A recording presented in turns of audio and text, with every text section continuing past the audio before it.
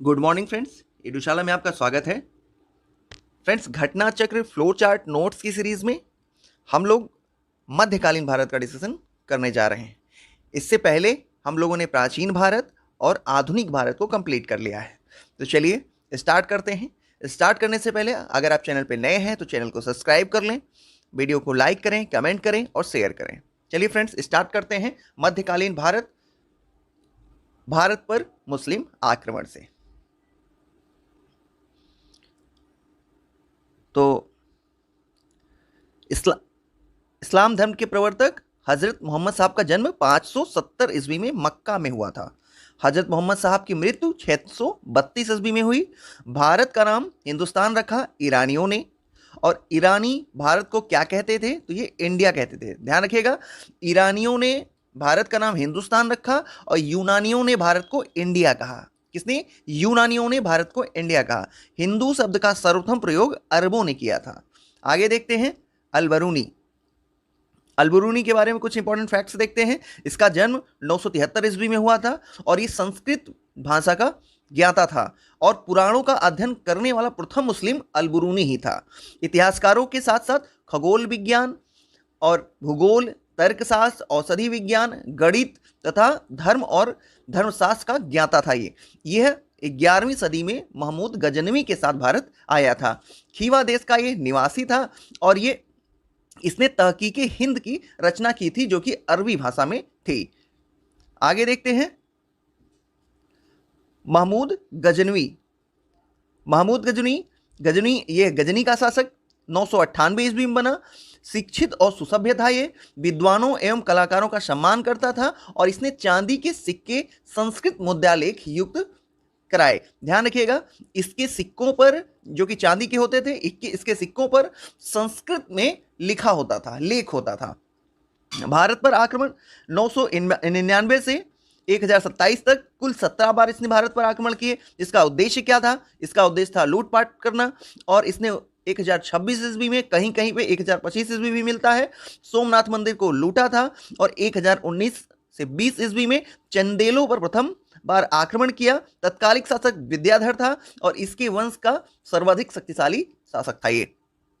आगे देखते हैं दरबारी विद्वान। इसके दरबार में अलबरूनी था, बैहाकी था और उजारी था, तुसी एवं उनसूरी था।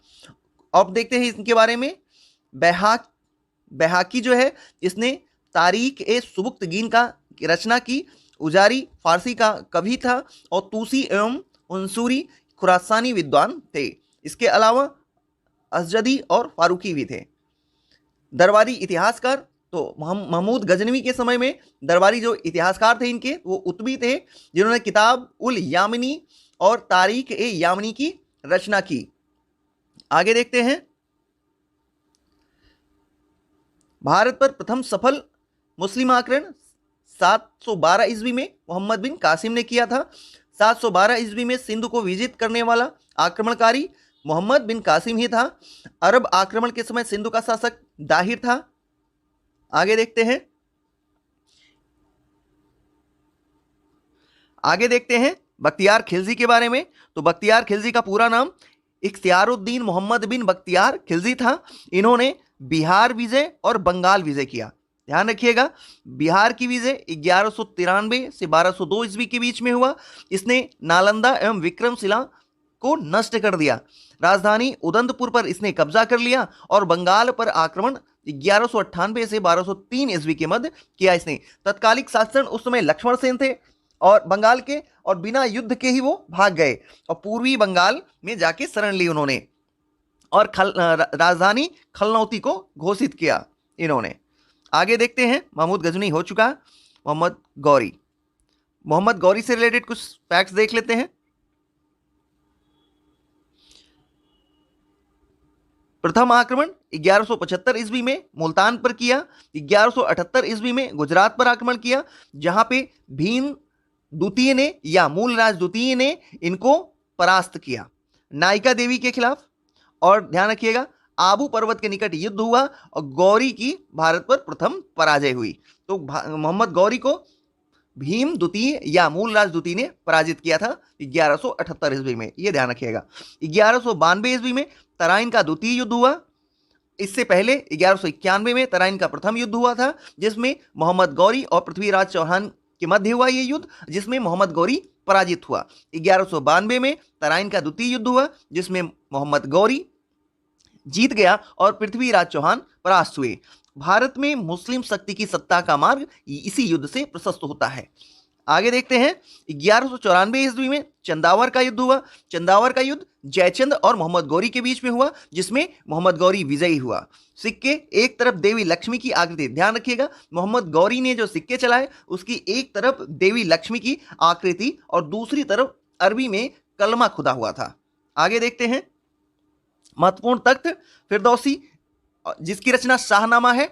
अलप्तगीन गजनी या यामिनी वंश का संस्थापक था।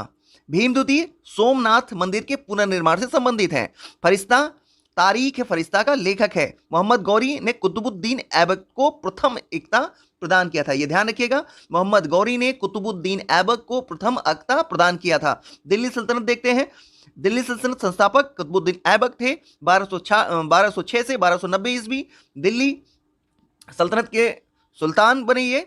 और ध्यान रखिएगा, यहाँ पे सुल्तान लिखा जरूर है, लेकिन सुल्तान ये असल में है नहीं, सुल्तान बाद में बनेंगे, इल्तुतमिश, वो आगे हम देखेंगे। सभी मुल्तान तुर्क अलग अलग वंश के स्वतंत्र माता पिता की संतान।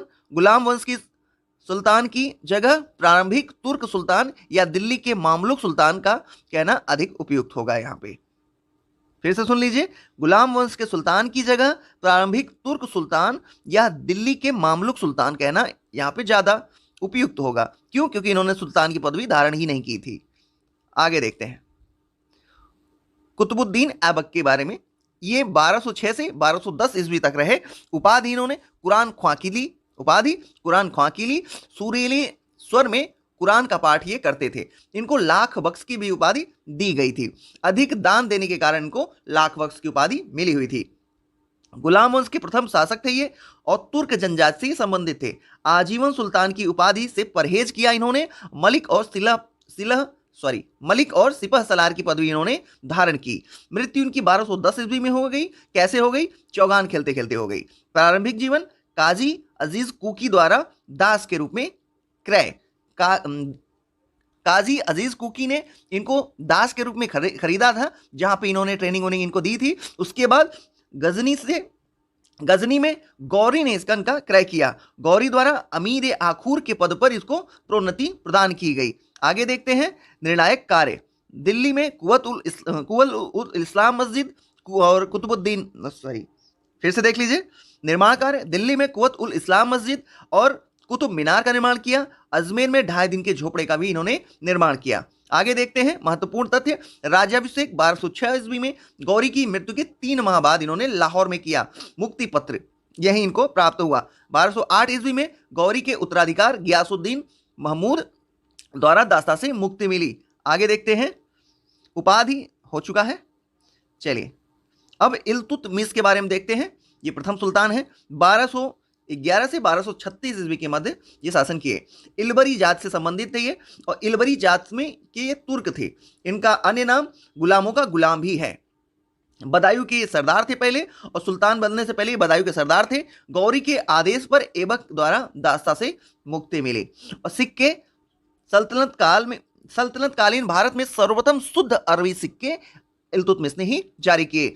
सिक्कों पर टकसाल का नाम लिखवाने की परंपरा, सिक्कों पर टकसाल की नाम लिखवाने की परंपरा इल्तुतमिश ने ही प्रारंभ की। टंका, चांदी के सिक्कों को टंका कहते थे इस समय, और तांबे के सिक्कों को जीतल कहते थे। महत्वपूर्ण तथ्य देखते हैं। भारत के उत्तर पश्चिमी सीमा पर चंगेज खां का आगमन हुआ। चंगेज खां के विरुद्ध मंगबरनी को सहायता देने से इन्होंने इंकार कर दिया। कुतुब मीनार का निर्माण का कार्य को इन्होंने पूरा किया। ध्यान रखिएगा यहाँ पे ये फैक्ट कि चंगेज खां का जो आक्रमण हुआ था इनके समय में हुआ, और चंगेज खां के विरुद्ध एक मंगबरनी थे जिन्होंने इनसे सहायता मांगी थी। इन्होंने सहायता देने से इनकार कर दिया चंगेज खां के भय से। आगे देखते हैं, खलीफा से प्राप्त अधिकार। सुल्तान के पद की स्वीकृति इनको मिली खलीफा से। सुल्तान आजम की उपाधि इन्होंने धारण की, और 1929 ईस्वी में खिलअत प्रमाण पत्र खिलअत प्रमाण पत्र प्राप्त किया। दिल्ली सल्तनत स्वतंत्र राज्य बना इसी के समय में, और इल्तुतमिश प्रथम वैध सुल्तान के रूप में नियुक्त हुए, या नियुक्त क्या हुए, प्रथम सुल्तान बने। हाँ, तो देखते हैं खिलजी से पहले इल्तुतमिश की पुत्री रजिया सुल्तान। रजिया सुल्तान के बारे में कुछ देख लेते हैं। मध्यकालीन भारत की प्रथम मुस्लिम महिला शासिका थी ये, और 1236 से 1240 ईस्वी तक इन्होंने शासन किया। राज्य की शक्ति को सुल्तान के हाथों में केंद्रित करने पर इन्होंने फोकस किया। इनकी सत्ता को च्युत करने के लिए तुर्कों का हाथ था। ध्यान रखिएगा, रजिया सुल्तान को राजगद्दी से हटाने में तुर्कों का विशेष योगदान था। बलबन के कुछ विचार हैं, उसको देख लेते हैं। राजा धरती पर नियामत एक खुदाई, मतलब ईश्वर का प्रतिनिधि है, ऐसा बलबन मानता था। राजा जिल्ले इलाह या जिल्ले अल्लाह या जिल्ले इलाही ईश्वर का प्रतिबिंब है, ऐसा ही मानता था। और इनका मानना था कि मान मर्यादा में राजा का क्रम पैगंबर के बाद आता है। संस्थापक ये राजत्व के सिद्धांत की इन्होंने स्थापना की, और दिल्ली का प्रथम सुल्तान ये। बुगरा खां पुत्र को इन्होंने सलाह दी कि सुल्तान का पद निरंकुशता का सजीव प्रतीक है। आगे देखते हैं बलबन। बलबन के बारे में कुछ इंपॉर्टेंट चीजें। 1266 से 1286 ईस्वी में ये शासक रहे या सुल्तान बने। पूरा नाम गयासुद्दीन बलबन था इनका। इनका अन्य नाम उलुग खां था। वास्तविक नाम बहाउद्दीन था, और ये इलवरी तुर्क थे। प्रारंभिक जीवन इनका देखते हैं तो बचपन में इनको मंगोलों ने पकड़ लिया और जाके इनको बसरा के ख्वाजा जलालुद्दीन को बेच दिया, और जलालुद्दीन ने इनको ट्रेनिंग वेनिंग दे के 1232 ईस्वी में दिल्ली लाया, और यहाँ पे 1233 ईस्वी में ग्वालियर विजय के पश्चात इल्तुतमिश ने इनको खरीद लिया। शासनकार्य इनके देखते हैं। बलबन ने नौरोज त्योहार का प्रचलन किया, और दीवानी ए अर्ज मतलब सैन्य विभाग की स्थापना बलबन ने ही की थी। मंगोलों से मुकाबला करने के लिए इन्होंने दीवाने अर्ज को सशक्त किया। सेना मंत्री इमाद उल मुल्क वजीर के आर्थिक नियंत्रण से मुक्ति इन्होंने की। वजीर को आर्थिक नियंत्रण से इन्होंने मुक्ति प्रदान की। क्यों, कैसे? दीवाने अर्ज विभाग की स्थापना करके इन दोनों विभागों को अलग कर दिया। राजत्व सिद्धांत का प्रतिपादन किया इन्होंने। रक्त और लौह की नीति अपनाई। सुल्तान के पद का पद ईश्वर प्रदत्त है, ऐसा इन्होंने किया, और सुल्तान का निरंकुश होना आवश्यक है, ऐसा इनका विचार था। सिजदा और पौबोस की रीति इन्होंने चलाई। वैवाहिक स्थिति, पद एवं वैवाहिक संबंध देख लेते हैं। खसदार का पद इनको इल्तुतमिश से मिला था। अमीर ए शिकार रजिया सुल्तान ने दिया। अमीर ए आखूर बहराम शाह से प्राप्त हुआ इनको। और कुछ नोट देखते हैं। 1249 ईस्वी में पुत्री का विवाह सुल्तान नसरुद्दीन से इन्होंने किया था। आगे देखते हैं खिलजी वंश। खिलजी वंश के संस्थापक जलालुद्दीन खिलजी थे 1290 ईस्वी में, और राज्याभिषेक खिलजी वंश की स्थापना देखिए 1290 ईस्वी में इनका राज्याभिषेक हुआ था, और खिलजी वंश की स्थापना की इन्होंने। अलाउद्दीन को अमीर ए तुजुक का पद दिया इन्होंने। पुत्री का विवाह इन्होंने अलाउद्दीन खिलजी से किया, और आदर्श उदार और निरंकुश वाद था इनका। अब देखते हैं अलाउद्दीन खिलजी, प्रथम सुल्तान जिसने भूमि की पैमाइश कराकर लगान वसूली की। परंपरागत लगान अधिकारी खुद मुकद्द और चौधरियों से कराया। लगान वसूली करने का अधिकार छीन लिया इन्होंने। किससे? खुद मुकद्दम और चौधरी से इन्होंने लगान वसूल करने का अधिकार छीन लिया। सारे विशेषाधिकार समाप्त कर दिए। इनकी भूमि से भी कर लेना प्रारंभ कर दिया। उन सभी व्यक्तियों से भूमि छीना जिन्होंने वह मतलब मिल्क, राज द्वारा प्रदत्त संपत्ति, इनाम, इंतजार या पेंशन, इक्फ, धर्मार्थ द्वारा प्राप्त भूमि आदि के रूप में प्राप्त थी, उससे सारी भूमि को छीनकर उसने खालसा भूमि में उसको परिवर्तित कर दिया। आगे देखते हैं बाजार नियंत्रण या मूल्य नियंत्रण प्रणाली। मलिक काफूर सहना या बाजार का अधीक्षक, समस्त व्यापारियों पर नियंत्रण और सफलता के लिए कुशल कर्मचारी नियुक्ति किए इसने। फिर से ध्यान रखिए, बाजार नियंत्रण का काम किया और मूल्य नियंत्रण का काम किया इसने पहले तो, और उसके लिए मलिक कबूल, साथ ही सहना बाजार का अधीक्षक बनाया, समस्त व्यापारियों पर नियंत्रण किया और सफलता के लिए कुशल कर्मचारियों की इसने नियुक्ति भी की। और आगे देख लेते हैं घरी एवं करी सॉरी घरी कर घर एवं झोपड़ी पर लगाते थे। चराई कर दुधारू पशुओं पर लगाया गया। रामचंद्र देव देवगिरी का शासक था जिसको मलिक काफूर ने पराजित किया। राय रायन की उपाधि अलाउद्दीन खिलजी द्वारा ली गई। अच्छा, मलिक मोहम्मद जायसी को दी गई थी राय रायन। एक सेकेंड, ये ब्लर है, इसको क्लियर करते हैं, थोड़ा ब्लर है, कोई बात नहीं, इतना चल जाएगा। रामचंद्र देव जो कि देवगिरी के शासक थे, इसको मलिक काफूर ने हराया और राय रायन की उपाधि अलाउद्दीन खिलजी द्वारा ली गई और मलिक मोहम्मद जायसी द्वारा पद्मावत की रचना इसी समय की गई। पद्मिनी राजा की मृत्यु के पश्चात जौहर प्रथा इन्होंने किया। पद्मावत में इसी का ही वर्णन है। अब देखते हैं अलाउद्दीन खिलजी विशेष रूप से धर्म पर राज्य का नियंत्रण स्थापित किया, उलेमा वर्ग के प्रभाव से मुक्त रखा। उपाधि स्वयं को उलेमा वर्ग के प्रभाव से यह मुक्त रखा था इसने, और राज्य पर धर्म के नियंत्रण को समाप्त किया इसने। अब ध्यान रखिएगा, उपाधि सिकंदर ए सानी या सिकंदर द्वितीय सानी इसने धारण की थी। जफर का प्रसिद्ध सेनापति था, मंगोल के विरुद्ध लड़ते हुए ये मारा गया। दीवाने मुस्तखराज की स्थापना की इसने। मुख्य उद्देश्य एक शक्तिशाली और निरंकुश राज्य की स्थापना करना था इसका। भूमि की पैमाइश के आधार पर इसने लगान की वसूली की और उपज का 50% भूमि कर के रूप में वसूला। खराज भूमि की वास्तविक आय पर राजस्व निश्चित करने वाला भारत का प्रथम मुस्लिम शासक था ये। ध्यान रखिएगा, भारत भूमि की वास्तविक आय पर राजस्व निश्चित करने वाला भारत का प्रथम मुस्लिम शासक था ये। मलिक काफूर अलाउद्दीन की गुजरात विजय के दौरान प्राप्त हुआ था। तो मलिक काफूर अलाउद्दीन खिलजी को गुजरात विजय के दौरान प्राप्त हुआ था। इसका अन्य नाम 1000 दिनारी था क्योंकि इसको 1000 दिनार में खरीदा गया था। अलाउद्दीन 4 अध्यादेश देखते हैं। अलाउद्दीन के 4 अध्यादेश क्या क्या है। प्रथम, उपहार, पेंशन, दान व प्रदत्त भूमि संबंधित व्यक्तियों को वापस लिया जाए। मतलब जितनी भी भूमि उपहार में, पेंशन में या दान के रूप में दी गई है उस सब को वापस लेके खालसा भूमि में बदल दी जाए। सरकारी अधिकारियों को सभी व्यक्तियों के अधिकाधिक कर लेने का आदेश। फिर से सुन लीजिए, सरकारी अधिकारियों को सभी व्यक्तियों से अधिकाधिक कर लेने का आदेश दिया इसने। द्वितीय, गुप्तचर विभाग का संगठन किया। तृतीय, मादक द्रव्यों, शराब, भांग आदि के प्रयोगों पर तथा जुआ खेलने पर पाबंदी लगा दी। किसमें? शराब पे, भांग पे और जुआ खेलने पर इसने पाबंदी लगा दी। चतुर्थ, सरदारों और अमीरों की दावतों, विवाह संबंधों पर प्रतिबंध लगा दिया इसने। आगे देखते हैं मुबारक खिलजी 1316 से 1320 ईस्वी स्वयं को खलीफा घोषित किया इसने। उपाधि उल इमाम खिलाफत उल लह की धारण की इसने। नसरुद्दीन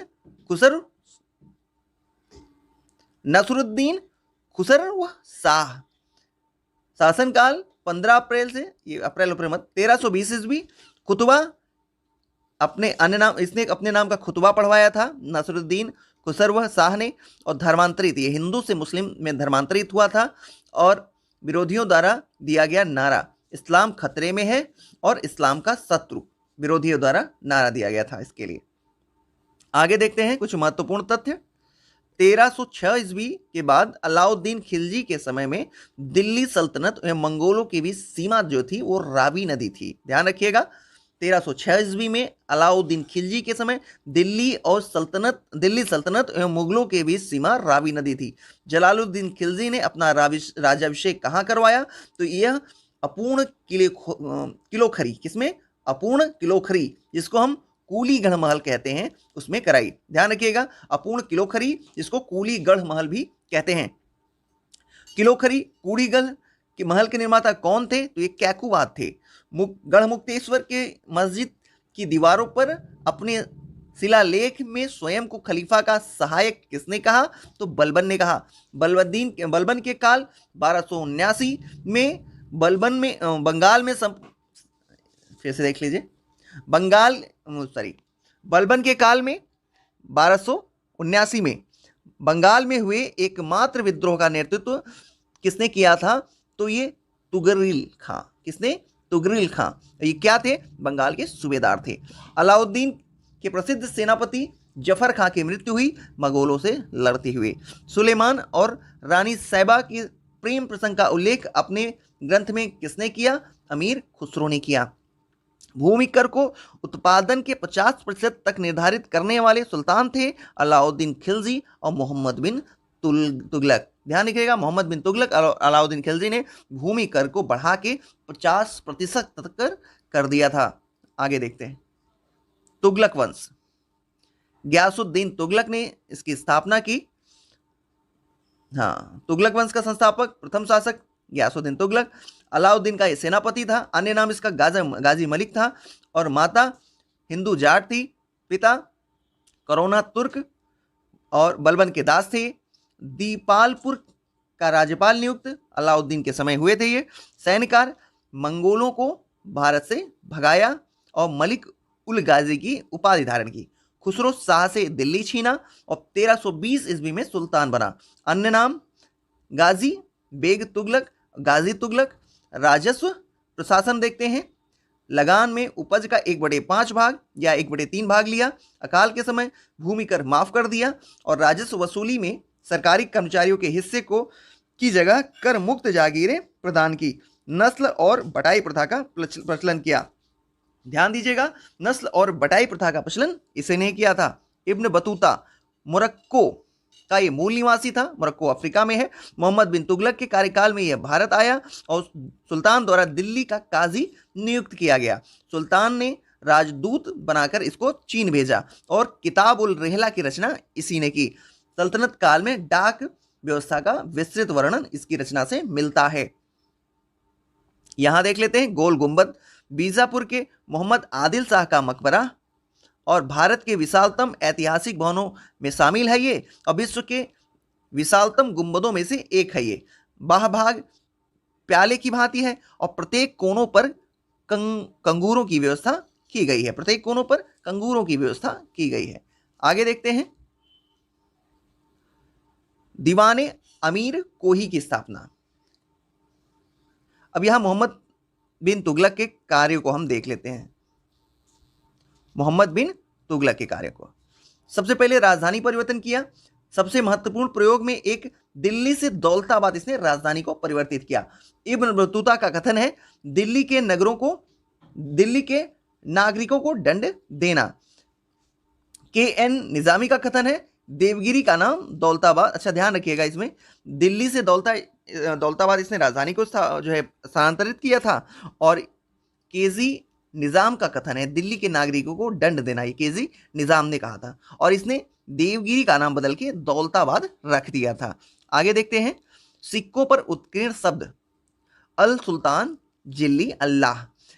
सुल्तान ईश्वर की छाया है, इसने उत्कीर्ण कराया। ईश्वर सुल्तान का समर्थक है इसने। और स्वर्ण सिक्का दिनार कहलाता था। इब्न बतूता के अनुसार, बर्नी के अनुसार 5 प्रमुख योजनाएं इसने चलाई। कौन कौन सी?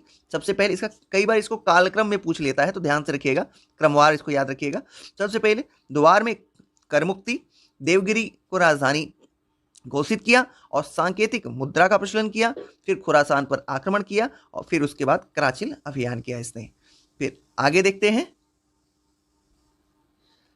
दीवाने अमीर को ही, जो कि कृषि की उन्नति के लिए नया विभाग था, की स्थापना की और कृषकों को प्रत्यक्ष सहायता इसने उपलब्ध कराई और आधिकारिक भूमि को कृषि कार्यों के अधीन लगाया। अधिकाधिक भूमि को कृषि कार्यों में लगाया इसने। प्रथम सुल्तान हिंदुओं के त्योहारों में भाग लेने वाला ये प्रथम सुल्तान था। हिंदुओं के त्योहार में भाग लेने वाला। गैर तुर्कों और भारतीय मुसलमानों को भी सरकारी पदों पर इसने नियुक्त किया।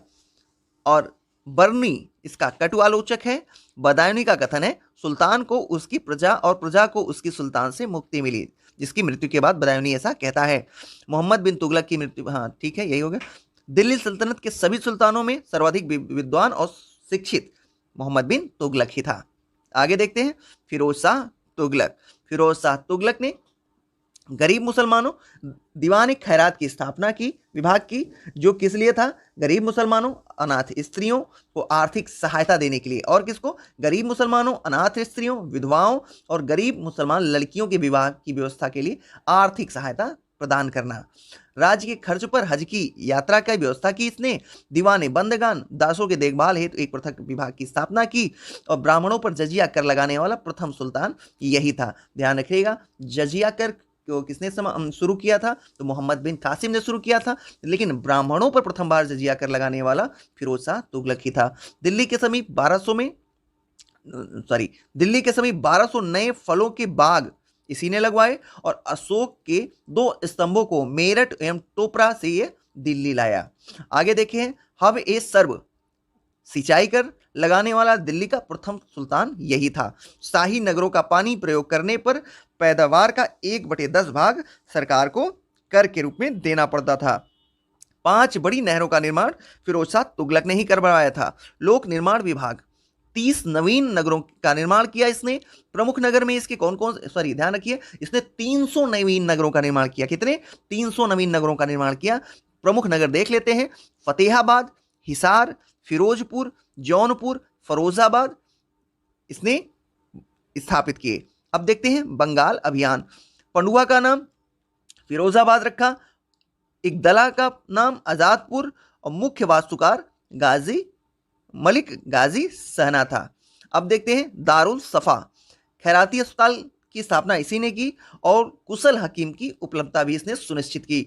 रोजगार दफ्तर, नियुक्ति के लिए एक दफ्तर, गुण एवं योग्यता की पूरी जांच पड़ताल आधिकारिक लोगों के रोजगार के लिए की गई। तो ध्यान रखिएगा, सर्वप्रथम रोजगार दफ्तर की स्थापना फिरोज शाह तुगलक द्वारा की गई थी। आगे देखते हैं, तुगलक वंश का अंतिम शासक गयासुद्दीन महमूद था। ख्वाजा जहां द्वारा जौनपुर के स्वतंत्र राज्य की स्थापना की गई। पंजाब का सूबेदार खिज्र खां स्वतंत्र हुआ और नुसरत शाह की को चुनौती दी और तैमूर का भारत पर प्रथम आक्रमण हुआ। ध्यान रखिए, तैमूर का भारत पर आक्रमण हुआ इसी समय। और शहंशाह की सल्तनत दिल्ली से, फिर से देख लीजिए, शहंशाह की सल्तनत दिल्ली से पालम तक, इसके बारे में प्रसिद्ध कथन है। ये बीपीएससी में पूछा हुआ क्वेश्चन है कि किसका शासन दिल्ली से पालम तक सीमित हो गया था? तो ये नसरुद्दीन महमूद का ही था। मृत्यु के साथ ही तुगलक वंश समाप्त हो गया। आगे देखते हैं कुछ महत्वपूर्ण फैक्ट्स। 1398 ईस्वी में तैमूर के आक्रमण के परिणाम स्वरूप दिल्ली सल्तनत एवं तुगलक वंश दोनों नष्ट हुए। किसके कारण? तैमूर के आक्रमण के कारण। 1413 ईस्वी में सरदारों द्वारा दौलत खान लोधी का दिल्ली के सुल्तान के रूप में चयन किया गया। खिज्र खां दिल्ली के सुल्तान दौलत खां पर विजय तैमूर द्वारा नियुक्त लाहौर का सूबेदार था। ये 1414 ईस्वी में दिल्ली पर अधिकार कर लिया इसने और सैयद वंश की इसने स्थापना की। तो ध्यान रखिए, सैयद वंश की स्थापना किसने की? खिज्र खां ने की। लोधी वंश देखते हैं, 1451 ईस्वी में लोधी वंश की स्थापना बहलोल शाह गाजी या बहलोल लोधी ने की थी और ये जौनपुर सबसे महत्वपूर्ण विजय रही इसकी, जौनपुर की। अब आगे देखते हैं, मृत्यु से पहले तीसरे पुत्र निजाम खां को अपना उत्तराधिकारी इसने बना दिया था। और दरबार में हिंदू सरदार देखते हैं, इनके दरबार में कौन कौन से हिंदू सरदार थे? राय प्रताप सिंह, राय नरसिंह, राय त्रिलोकचंद्र, राय दादू, राय करण सिंह। अब देखते हैं आगे, लोधी वंश। लोधी वंश में निजाम खां और सिकंदर शाह। 17 जुलाई 1489 को सुल्तान बना। लोधी वंश का महानतम शासक था ये। 1504 ईस्वी में आगरा शहर की स्थापना की और राजधानी घोषित की। और नाप का पैमाना गज सिकंदरी का आरंभ इसने किया। फरहंगे सिकंदरी आयुर्वेद ग्रंथ का फारसी में अनुवाद कराया इसने। लज्जत ए सिकंदर शाही गायन विद्या का ग्रंथ था और शहनाई सुनने का शौकीन था। ध्यान रखिएगा, सिकंदर लोधी शहनाई सुनने का शौकीन था। गुलरुखी उपनाम से इसने कविता लिखी और अनाजों से जकात समाप्त किया। जब फ्रेंड्स इतनी जल्दी में बोलना होता है तो थोड़ा सा स्लीप हो जाता है, फ्रेंड्स ध्यान रखिएगा उसमें आप। अनाजों से जकात को समाप्त किया। जकात, जजिया जकात पता ही है आपको। आगे देखते हैं इब्राहिम लोदी के बारे में। 1518 ईस्वी में महाराणा सांगा से खतौली का युद्ध हुआ। इब्राहिम लोदी परास्त हुआ। ध्यान रखिएगा खतौली का युद्ध बहुत इंपॉर्टेंट है, इसमें इसमें कुछ नहीं, बस ये याद रखिए किसके किसके बीच में और कब हुआ। खतौली का युद्ध हुआ महाराणा सांगा और इब्राहिम लोदी की मध्य, जिसमें इब्राहिम लोदी परास्त हुआ था और ये 1518 में हुआ था। आगे देखते हैं 21 अप्रैल 1526 को पानीपत का प्रथम युद्ध हुआ बाबर के और इब्राहिम लोदी के बीच में, जिसमें इब्राहिम लोदी की पराजय हुई, बाबर जीत गया। फरिश्ता का कथन है इब्राहिम लोदी मृत्यु पर्यंत लड़ा और एक सैनिक की भांति मारा गया। नियामत उल्ला, जिसको हम नामत उल्ला के अनुसार सुल्तान इब्राहिम के अतिरिक्त भारत का अन्य कोई सुल्तान युद्ध भूमि में नहीं मारा गया। ध्यान रखिएगा नियामत उल्ला के अनुसार सुल्तान इब्राहिम के अतिरिक्त भारत का अन्य कोई सुल्तान युद्ध भूमि में नहीं मारा गया। आगे देखते हैं विजयनगर साम्राज्य। इस पे 4 वंशों ने शासन किया विजय साम्राज्य में। कौन कौन से? संगम वंश, सुलू वंश, तुलु वंश और अराविडु वंश। और संगम वंश के संस्थापक हरिहर और बुक्का थे। सालू वंश के संस्थापक नरसिंह सालू थे। तुलु वंश के संस्थापक वीर नरसिंह थे। अराविडु वंश के संस्थापक पेरुमल थे। अब हम बारी बारी सारे वंश को देख लेते हैं। संगम वंश 1336 ईस्वी, संस्थापक हरिहर और बुक्का।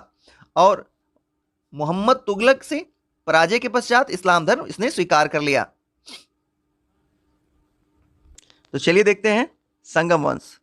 स्थापना 1336 ईस्वी में हरिहर और बुक्का ने की थी। हरिहर और बुक्का के बारे में कुछ देख लेते हैं।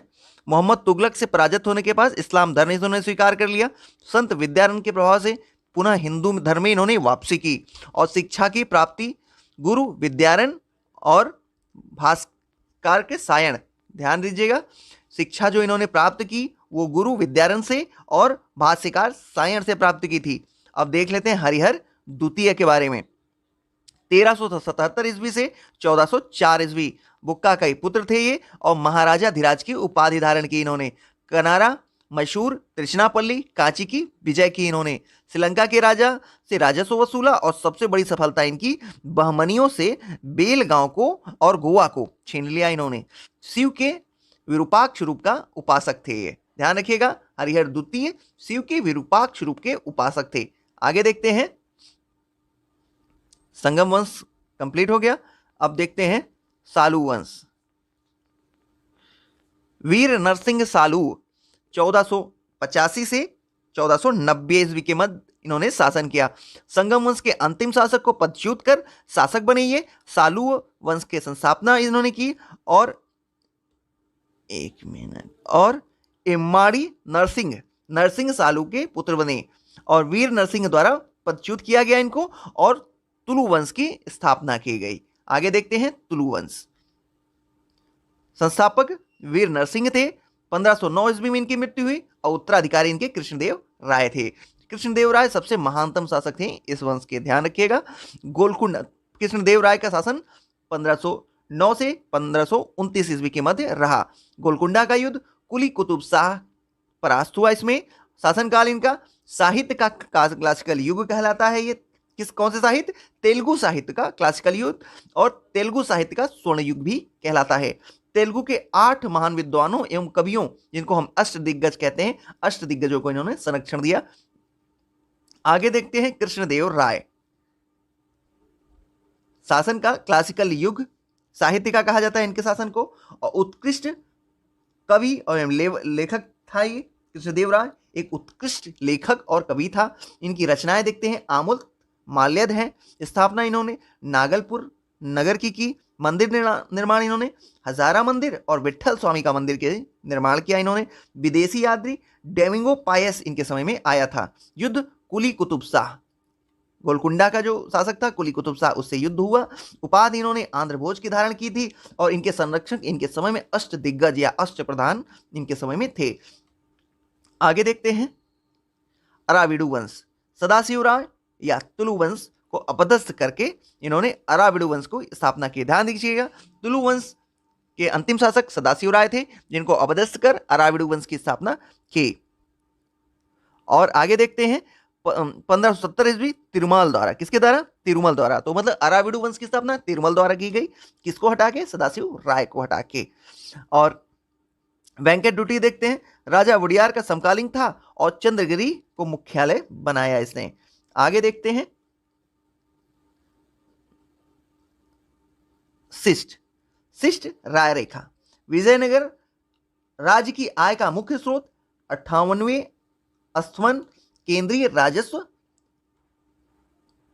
एक मिनट, आगे देखते हैं हम्पी, विजयनगर साम्राज्य की प्राचीन राजधानी, विश्व विरासत स्थल यूनेस्को, विरूपाक्षी मंदिर। अब तालीकोटा का युद्ध देख लेते हैं। 1565 ईस्वी में, एक मिनट, ठीक, 1565 ईस्वी में बीजापुर, अहमदनगर, गोलकुंडा, बिदर की संयुक्त सेना, एक मिनट फिर से देखते हैं। 1565 ईस्वी में बीजापुर, अहमदनगर, गोलकुंडा, बिदर की संयुक्त सेना बनाम विजयनगर, ये तालीकोटा के युद्ध में थे। एक तरफ विजयनगर थे, दूसरी तरफ वो सारे थे। बरार संयुक्त सेना में सम्मिलित नहीं था, ध्यान रखिएगा, बरार संयुक्त सेना में सम्मिलित नहीं था। फरिश्ता ने युद्ध तालीकोटा में लड़ा गया, फरिश्ता के अनुसार। वास्तविक क्षेत्र राक्षसी एवं तगड़ी ग्राम के मध्य स्थित है। वास्तविक क्षेत्र कहाँ है? राक्षसी एवं तगड़ी ग्राम के मध्य स्थित है। इसको राक्षसी तगड़ी का युद्ध भी कहते हैं। तत्कालिक विजयनगर सदाशिव राय वास्तविक शक्ति मंत्री राम राय के हाथों में थी। हुसैन निजाम शाह ने स्वयं राम राय का वध किया। इधर कंप्लीट हो चुका है, आगे देखते हैं। फ्रेंड्स, काफ़ी देर से मैं कंटिन्यू 4 घंटों से आपके लिए वीडियो बना रहा हूँ, जिसकी वजह से गले में थोड़ी सी दिक्कत हो गई है, तो मैनेज करिएगा आप भी। चलिए देखते हैं। दिल्ली सल्तनत, विभिन्न वंशों की कलावधि, प्रशासनिक विभाग। गुलाम वंश 1206 से 1290 ईस्वी, खिलजी वंश 1290 से 1320 ईस्वी, तुगलक वंश 1320 से 1412 के बीच, सैयद वंश 1412 से 1451 के बीच, लोधी वंश 1451 से 1526 ईस्वी। अब कुछ विभाग है, देख लेते हैं। दीवाने मुस्तखराज, ये राजस्व विभाग है। दीवाने रियासत, ये बाजार नियंत्रण विभाग है। दीवाने कोही, ये कृषि विभाग है। दीवाने खैरात, ये दान विभाग है। दीवाने बंदगान, ये दास विभाग है। आगे देखते हैं। सैन्य संगठन दशमलव प्रणाली पर आधारित। दिल्ली सल्तनत का सैन्य संगठन इस समय का सैन्य संगठन दशमलव प्रणाली पर आधारित था। घुड़सवारों की टुकड़ी का प्रधान सरे खेल था। 10 सरे खेल एक सिपह सलार के बराबर था। 10 सिपह सलार एक अमीर के बराबर, 10 अमीर एक मलिक के बराबर, 10 मलिक एक खान के बराबर, और सेना का मुख्य सेनापति सुल्तान था। आगे देखते हैं। कर निर्धारण, फिरोज शाह तुगलक कुरान के नियमानुसार कर निर्धारित करता था। 4 कर लगाने की अनुमति उसने दी। कौन कौन से? खराज, जजिया, खम्स, जकात। सिकंदर लोदी ने गड़े हुए खजानों में कोई हिस्सा नहीं लिया। शासन की सबसे छोटी इकाई ग्राम थी और ग्राम स्तर पर भू राजस्व का सर्वोच्च अधिकारी चौधरी कहलाता था। आगे देखते हैं। सल्तनतकालीन मुद्रा 2 प्रमुख मुद्राएं थी, टंका और जीतल। टंका चांदी की होती थी, जीतल तांबे का। टंका और जीतल का अनुपात 1:48 था। अलाउद्दीन मसूद शाह के सिक्के सर्वप्रथम बगदाद के अंतिम खलीफे का नाम अंकित हुआ है। कहां पे? अलाउद्दीन मसूद शाह के सिक्कों पर सर्वप्रथम बगदाद के अंतिम खलीफे का नाम अंकित हुआ है। और क्या नाम है? छोड़ दीजिए, वो इंपॉर्टेंट नहीं है। विजारत, इस्लामी संविधान में मान्यता एक संस्था के रूप में अपनाने की प्रेरणा अब्बास खलीफाओं के ने फारसी से ली। प्रथम वजीर अब्बास फजल बिन अहमद महमूद गजनी के शासनकाल में राज्य का प्रधान वजीर होता था, राजस्व विभाग का प्रधान वजीर था, और तुगलक काल स्वर्ण युग कहलाता है। अब देखते हैं, फिरोज तुगलक के समय चरमोत्कर्ष पे था यह विभाग, ठीक है ना। विजारत के लिए तुगलक काल स्वर्ण युग कहलाता है और फिरोज शाह तुगलक के समय यह चरमोत्कर्ष पे था। आगे देख लेते हैं। दिल्ली सल्तनत कला एवं स्थापत्य। शासक कुतुबुद्दीन ऐबक ने 2.5 दिन का झोपड़ा अजमेर में बनवाया। कुवत उस इस्लाम मस्जिद दिल्ली में बनवाया। कुतुब मीनार का निर्माण इसने दिल्ली में कराया। और पूरा इसको इल्तुतमिश ने कराया था। कुतुब मीनार को इल्तुतमिश ने कंप्लीट किया। इल्तुतमिश का देख लेते हैं। सुल्तानगढ़ी, हौज खास, शमसे ईदगाह और अतकीन दरवाजा।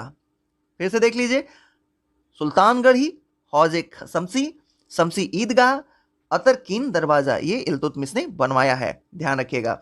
शासक और निर्माण कार्य देखते हैं। अलाई दरवाजा अलाउद्दीन खिलजी द्वारा बनाए गए देख लेते हैं। अलाई दरवाजा, जमाते खाना मस्जिद, हजार सितून, हौजे अलाई। अब देखते हैं मुबारक शाह खिलजी द्वारा ऊखा मस्जिद का निर्माण मुबारक शाह खिलजी ने कराया। बलबन का मकबरा निर्मित कराया और विशुद्ध इस्लामिक शैली का निर्मित प्रथम मकबरा यही है, बलबन का मकबरा, विशुद्ध इस्लामिक शैली में निर्मित प्रथम मकबरा।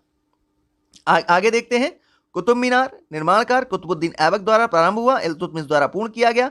चौथी मंजिल क्षतिग्रस्त हो गई और चौथी मंजिल के साथ साथ 2 और मंजिलों का निर्माण फिरोज शाह तुगलक ने कराया। ध्यान रखिएगा, ये केवल 5 मंजिल की है। यहां पे लिखा है चौथी मंजिल जब क्षतिग्रस्त हो गई तो इसने चौथी मंजिल बनवाया और उसके ऊपर एक और 5वीं मंजिल बनवाया। 6 मत समझिएगा इसको। आगे देखते हैं। स्थापत्य और स्थल, तो कुवत उल इस्लाम मस्जिद दिल्ली में है, अटाला मस्जिद जौनपुर में है, जहाज महल मालवा में है और जामा मस्जिद गुलमर्गा में है। आगे देखते हैं। वास्तुकला या वास्तुशैली संबंध राजवंश में मेहराब की निचली सतह पर कमल कली की झालर खिलजी से संबंधित है। ध्यान रखिएगा, खिलजियों की देन क्या है? मेहराब की निचली सतह पर जो कमल कली की झालर होती है वो खिलजियों की देन है। अष्टभुजीय मकबरों का उदय तुगलकों ने किया और स्तंभों में बोधीगोई का प्रयोग विजयनगर से मिलता है। विजयनगर ने प्रारंभ किया था, ध्यान रखिएगा, विजयनगर के शासकों ने। झुकी हुई दीवारों के साथ विशाल मुख्य द्वार सर की शासकों ने प्रारंभ किया। अब देखते हैं जवाब मिल्क हिकायत एक मिनट, चलिए तो देखते हैं। जवामिउल हिकायत सदरुद्दीन मोहम्मद औफी, ठीक है ना, कृति और लेखक है जवामिउल हिकायत सदरुद्दीन मोहम्मद औफी। कुंजुल तिजार ये बैलक अल कबायकी। हकाए हिंद अब्दुल वाहिद बिल ग्रामी। तहजीबुल अखलाक इब्न मिसकाविया। आगे देखते हैं।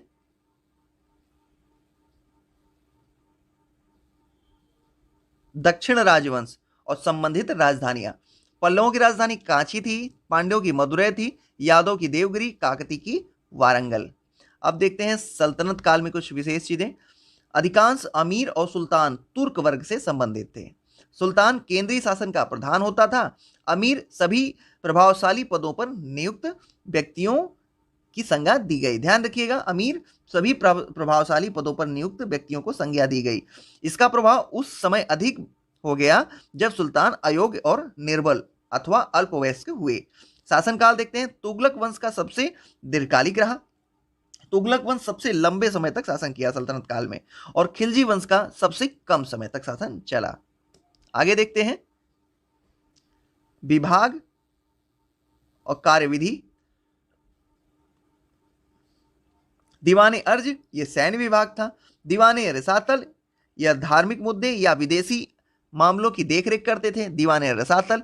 दीवाने वजारत वित्तीय मामलों या राजस्व विभाग से संबंधित थे। दीवाने इंसा सरकारी पत्र व्यवहार से संबंधित थे। आगे देख लेते हैं। दिल्ली सल्तनत में साहित्य। अमीर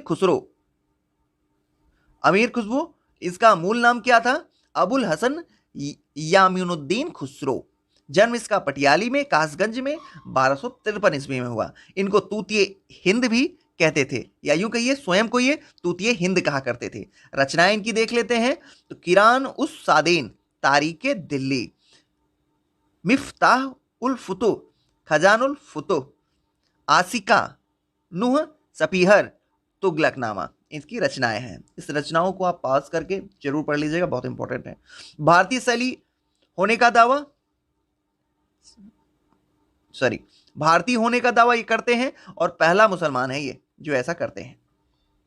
कव्वाली, मतलब मैं नहीं कह रहा हूं, ये इसमें लिखा हुआ है। कव्वाली संगीत शैली के प्रारंभिक रूप से अभिकर्ता, फारसी काव्य शैली, सबक ए हिंदी के जन्मदाता, तबला सितार का प्रचलन इन्होंने ही किया था। आगे देखते हैं रचना और रचनाकार। तबकात ए नासरी की रचना मिनहाजुस सिराज ने की। तारीख फिरोज शाही जियाउद्दीन बर्नी की कृति है। शम्स सिराज अफीफ, दो लोगों की। अब ताजुल मासीर हसन निजामी। तारिक मुबारक शाही याहिया बिन अहमद। फुतुल उस सालातीन, ध्यान रखिएगा इसको, फुतुह उस सालातीन अब्दुल्ला मलिक इसामी की है रचना, इसको आप केवल इसामी के नाम से भी याद रख सकते हैं। राणा कुंभा, ये संगीत राज और संगीत मीमांसा, इनको दो चीजें कहा गया। फुतुहात फिरोज शाह तुगलक की रचना है, ध्यान रखिएगा, संगीत राज और संगीत मीमांसा राणा कुंभा की है। आगे देखते हैं उत्तर भारत एवं दक्कन के प्रांतीय राजवंश। जौनपुर का देखते हैं। फिरोज शाह तुगलक संस्थापक जौनपुर नगर के थे ये, और इन्होंने जौना खां की स्मृति में इसको बसाया था। जौना खां का अन्य नाम मोहम्मद बिन तुगलक था। मलिक सरवर मोहम्मद शाह द्वितीय का दास था। स्वतंत्र सरकी राज्य की स्थापना की इसने और उपाधि सुल्तान से प्राप्त की। मलिक उत्सर्ग और ख्वाजाए जहां का। आगे देखते हैं इब्राहिम शाह सरकी सबसे महान सरकी शासक था और सरकी शैली का उदय किया इसने और सिराज हिंद की उपाधि धारण की। जौनपुर भारत का सिराज जो है कहलाता है। बहलोल लोदी अंतिम सरकी शासक हुसैन शाह को पराजित किया और जौनपुर पर पुनः दिल्ली सल्तनत का अंग बनाया। दिल्ली सल्तनत का अंग जौनपुर को पुनः बहलोल लोदी ने बनाया था। आगे देखते हैं कश्मीर। जैनुल अबद्दीन अन्य नाम शाही खां कश्मीर का सबसे महान शासक था और मुगल बादशाह अकबर से इसकी तुलना की जाती है और कश्मीर का अकबर भी कहा जाता है। धार्मिक उदारता के कारण ये सब कहा जाता है। इन्होंने गोहत्या पर पाबंदी लगाई, जजिया कर को समाप्त कर दिया, महाभारत राजतरंगिणी का फारसी में अनुवाद कराया, जौना लंका द्वीप का निर्माण कराया और बूलर झील से कहाँ जौना लंका द्वीप का निर्माण कराया, कहाँ कराया, बूलर झील में, और कश्मीर का अकबर इनके अन्य नाम हैं। गुजरात आगे देखते हैं। गुजरात जफर खां सुल्तान मुजफ्फर शाह के नाम से सुल्तान बनाए और मालवा के शासक हुसंग शाह से परास्त कर राजधानी धार पर अधिकार कर लिया इसने और बाद में वापस कर दिया। फतह का उपाधि अब अबुल फतह महमूद शाह के लिए इसने, प्रसिद्ध नाम महमूद बेगड़ा है इसका और मुख्य विजय इसकी चंपानेर और गिरनार की है। आगे देखते हैं बरार संस्थापक फतेउल्लाह इमाद शाह था और राजवंश इमाद शाही है। अब देखते हैं बहमनी राज से स्वतंत्र हुए राज, तो यहां बरार को देख लिया हमने। अब बीजापुर देखते हैं। संस्थापक यूसुफ आदिल शाह, राजवंश आदिल शाही था। और अहमद शाह को देखते हैं, अहमदनगर को देखते हैं। संस्थापक मलिक अहमद है और राज निजाम शाही है। ध्यान रखिएगा, अहमदनगर पे निजाम शाही राज था और संस्थापक इसका मलिक अहमद है। गोलकुंडा संस्थापक कुली कुतुब शाह, राज कुतुब शाही है। बीदर को देखते हैं। संस्थापक अमीर अली बारीद है और राजवंश बारीद शाह है। आगे देखते हैं बहमनी जफर खां 1347 से 1358 ईस्वी, उपाधि इसने अलाउद्दीन हसन साहब के लिए इसने बहमनी साम्राज्य की नींव रखी इसने, गुलबर्गा को राजधानी बनाया और इसका नया नाम आहसनाबाद रखा। साम्राज्य को शासन के लिए 4 तरफों या 4 प्रांतों में बांटा। किसमें देखते हैं, दौलताबाद में, बरार में, बिदर में और गुलबर्गा में। आगे देखते हैं बीजापुर इब्राहिम आदिल शाह, उपाधि जगतगुरु के लिए इसने और किसके द्वारा, जनता के द्वारा दी गई। अन्य नाम अबला बाबा या निर्धनों का मित्र और किताबे नौरस का लेखक है ये और नौरसपुर की स्थापना की इन्होंने। विविध में देखते हैं स्थापत तुगलकाबाद, गयासुद्दीन तुगलक, मोठ मस्जिद सिकंदर लोदी, मियाँ भुआ और कीर्ति स्तंभ राणा कुंभा का द्वारा बनाया गया। आगे देखते हैं भक्ति और सूफी आंदोलन। शंकराचार्य अद्वैतवाद से संबंधित है, रामानुजाचार्य विशिष्ट अद्वैतवाद से संबंधित है, माधवाचार्य द्वैतवाद से संबंधित है, निम्बकाचार्य द्वैताद्वैतवाद से संबंधित है और वल्लभाचार्य शुद्ध द्वैत या पुष्टि मार्ग से संबंधित है। शंकरदेव एक शरण संप्रदाय से संबंधित है। भक्ति आंदोलन का उदय द्रविड़ क्षेत्र में हुआ। सूत्रपात 8वीं शताब्दी में शंकराचार्य के उदय के साथ ही हो गया था। प्रसार इसका दक्षिण भारत के अलवार संत वैष्णव अलवार संतों द्वारा किया गया और शैव नयनार संतों द्वारा भी किया गया। पुनर्जन्म इसकी 15वीं से 16वीं शताब्दी ईस्वी में हुआ। आगे देखते हैं रामानंद। उत्तर भारत में भक्ति आंदोलन के प्रथम प्रवर्तक थे ये, और जन्म इनका 1299 ईस्वी में प्रयाग में हुआ था, और सगुण ब्रह्म के में विश्वास रखते थे, और संदेशों का प्रचार प्रसार इन्होंने हिंदी भाषा में किया। कबीर 12 शिष्यों में से इनके एक थे। आगे देखते हैं कबीर का पालन पोषण जुलाहा दंपति नीरू और नीमा द्वारा किया गया। बीजक कबीर के उपदेशों का संकलन है। रचनाएं साखी, सबद और रमैनी हैं। किसकी? कबीर की रचनाएं कौन कौन सी? साखी, सबद और रमैनी हैं। अमरमूल धर्मदास के साथ कबीर के संवाद का संकलन है। ध्यान रखिएगा, धर्मदास और कबीर के संवादों का संकलन अमरमूल नाम से विख्यात है। आगे देखते हैं 12 ज्योतिर्लिंग। तो 12 ज्योतिर्लिंग कहां कहां है देखते हैं। महाकालेश्वर, ओंकारेश्वर, मल्लिकार्जुन स्वामी, नागेश्वर, सोमनाथ, त्र्यंबकेश्वर, घृणेश्वर, भीमाशंकर, रामेश्वर, केदारनाथ, विश्वनाथ और वैद्यनाथ में है। आगे देखते हैं गुरु नानक और उनसे संबंधित कुछ महत्वपूर्ण तथ्य। जन्म 1469 में हुआ था। स्थान तलवंडी नाना साहिब में हुआ, जो कि पाकिस्तान में है अब। मृत्यु 1539 ईस्वी में हुई। विशेष तथ्य देखते हैं, सिख धर्म की स्थापना इन्होंने की, और सिकंदर लोदी के समय ये थे। सिकंदर लोदी के समकालिक थे, और एकेश्वरवाद में विश्वास रखते थे, और निर्गुण ब्रह्म की उपासना पर ये बल देते थे। गुरु का लंगर मुक्त सामुदायिक रसोई की शुरुआत इन्होंने की। अनुयायी जाति पर ध्यान दिए बिना सामूहिक भोजन ये ग्रहण करते थे, मतलब ये जाति व्यवस्था पे भी मानते नहीं थे। और कथन, ईश्वर व्यक्ति के गुणों को जानता है पर उसकी जाति उसके बारे में नहीं पूछता, क्योंकि उसके लोक में जाति नहीं है। ये इनका कथन था। आगे देखते हैं महाराष्ट्र। नामदेव भक्ति आंदोलन को लोकप्रिय बनाया इन्होंने, और विसोवा खेचर नामदेव के गुरु थे, और बरकरी संप्रदाय से संबंधित थे ये। और विसोवा खेचरनाथ ये रहस्यवादी जीवन की दीक्षा दी नामदेव को, और ज्ञानदेव ने ईश्वर के सर्वव्यापी रूप से परिचित कराया इनको, और कुछ गीतात्मक पथ गुरु ग्रंथ साहिब में संकलित हैं। आगे देखते हैं सूफी आंदोलन। एक मिनट। चिश्तिया सूफी मत स्थापना चिश्ती अफगानिस्तान में। अबू इस्तिहाक समी चिश्ती संस्थापक, अबू इस्तिहाक समी चिश्ती गुरु, और ख्वाजा अबू अहमद अब्दाल इनके शिष्य थे। तो चलिए फिर से देख लेते हैं सूफी आंदोलन। इसमें चिश्तिया सूफी मत को सबसे पहले देखते हैं। स्थापना चिश्ती अफगानिस्तान में, ठीक है ना। और इसके संस्थापक कौन थे? गुरु अबू इस्हाक समी चिश्ती, और इनके शिष्य कौन थे? ख्वाजा अबू अहमद अब्दाल। अब देखते हैं ख्वाजा मोइनुद्दीन चिश्ती। मोहम्मद गौरी की सेना के साथ ये भारत आए थे ख्वाजा मोइनुद्दीन चिश्ती, और इन्होंने अजमेर में निवास किया। भारत में सर्वप्रथम प्रचारक यही थे। मृत्यु इनकी 1236 ईस्वी में हुई। गुरु इनके कौन थे? ख्वाजा उस्मान चिश्ती हारून। कौन थे? ख्वाजा उस्मान चिश्ती हारून, शेख मोहम्मदीन चिश्ती के गुरु थे। शिष्य कौन थे? कुतुबुद्दीन मोहम्मद काकी। अब देखते हैं बाबा फरीद।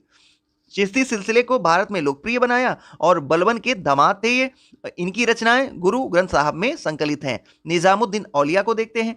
आध्यात्मिक गुरु बाबा फरीद थे, और मृत्यु इनकी 1325 ईस्वी में हुई। इनकी दरगाह दिल्ली में है, और 7 सुल्तानों के समकालीन थे, या यूं कहिए 7 सुल्तानों का शासन इन्होंने देखा। अन्य नाम महमूद इलाही है। सुल्तान उल औलिया संतों का राजा भी इनका अन्य नाम है। अलाउद्दीन से मिलने से इन्होंने इनकार कर दिया था। आगे देखते हैं शेख सलीम चिश्ती।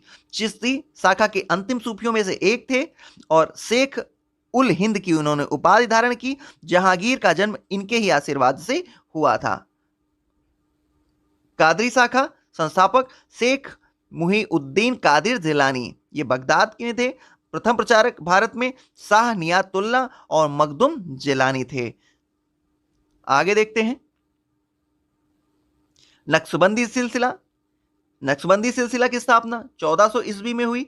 संस्थापक ख्वाजा बहाउद्दीन नक्शबंद थे। ख्वाजा ख्वांद महमूद कश्मीर को अपना केंद्र बनाया, और ख्वाजा बकी बिल्लाह भारत के प्रमुख प्रचारक रहे। ध्यान रखिएगा, नक्शबंदी सिलसिला का भारत में मुख्य प्रचारक कौन रहा? ख्वाजा बकी बिल्लाह रहे। और शेख अहमद सरहिंदी बकी बिल्लाह के शिष्य थे। वजहत उल सहूद का प्रतिपादन इन्होंने किया। आगे देखते हैं, मुजुद्दीन इस्लाम धर्म के सुधारक। संगीत का विरोध, अच्छा इसमें देखिए क्या था, इसमें संगीत का विरोध किया गया है और इस्लाम धर्म के सुधार का विरोध किया गया है। अकबर को उदार नीतियों का विरोध किया गया, अकबर की उदार नीतियों का इसने विरोध किया है। प्रसिद्ध अनुयायी इसका औरंगजेब था, किसका? नक्शबंदी सिलसिले का। आगे देखते हैं महत्वपूर्ण तथ्य। सूफी संत शाह मोहम्मद गौस ने श्री कृष्ण को स्वीकार किया औलिया के रूप में। सूफी संतों के निवास स्थान का नाम खानकाह है। सूफी संगीत समारोह का नाम सभा है। इस्लाम के धार्मिक कानूनों के विद्वानों को क्या कहा जाता है? उलेमा। प्रेम वाटिका काव्य ग्रंथ की रचना की थी रसखान ने। पद्मावत, अखरावट और आखिरी कलाम की रचना मलिक मोहम्मद जायसी की है। ध्यान रखिए, पद्मावत, अखरावट और आखिरी कलाम ये मलिक मोहम्मद जायसी की रचना है। आगे देखते हैं, तुलसीदास समकालीन थे अकबर और जहांगीर के। भारत का सादी कहा जाता है अमीर हसन को। और ईसा मसीह का जन्म हुआ यहूदिया प्रांत के बेथलेहम में। ठीक है, आगे देखते हैं सल्तनत काल। आगे है सल्तनत काल में विविध। तो देखते हैं विविध, यहाँ पे राज्य दिए हुए हैं और उनसे संबंधित शासक। तो देवगिरी राजा रामचंद्र देव से संबंधित है। चित्तौड़ राणा रतन सिंह से। रणथंभौर हमीर देव से। गुजरात कर्णदेव से। आगे देखते हैं फरिश्ता, पूरा नाम मोहम्मद कासिम हिंदू शाह। कुछ समय बाद अहमदनगर के शासक मुर्तजा निजाम शाह का दरबारी विद्वान बना। आगे देखते हैं तारीख है फरिश्ता पुस्तक बीजापुर के शासक इब्राहिम आदिल शाह को समर्पित है। फिर से सुनिए, तारीख है फरिश्ता पुस्तक बीजापुर के शासक इब्राहिम आदिल शाह को समर्पित है। तहकीक हिंद रचयिता अलबरूनी है और ये फारसी भाषा में रचित है। अंग्रेजी अनुवाद एडवर्ड सांची है।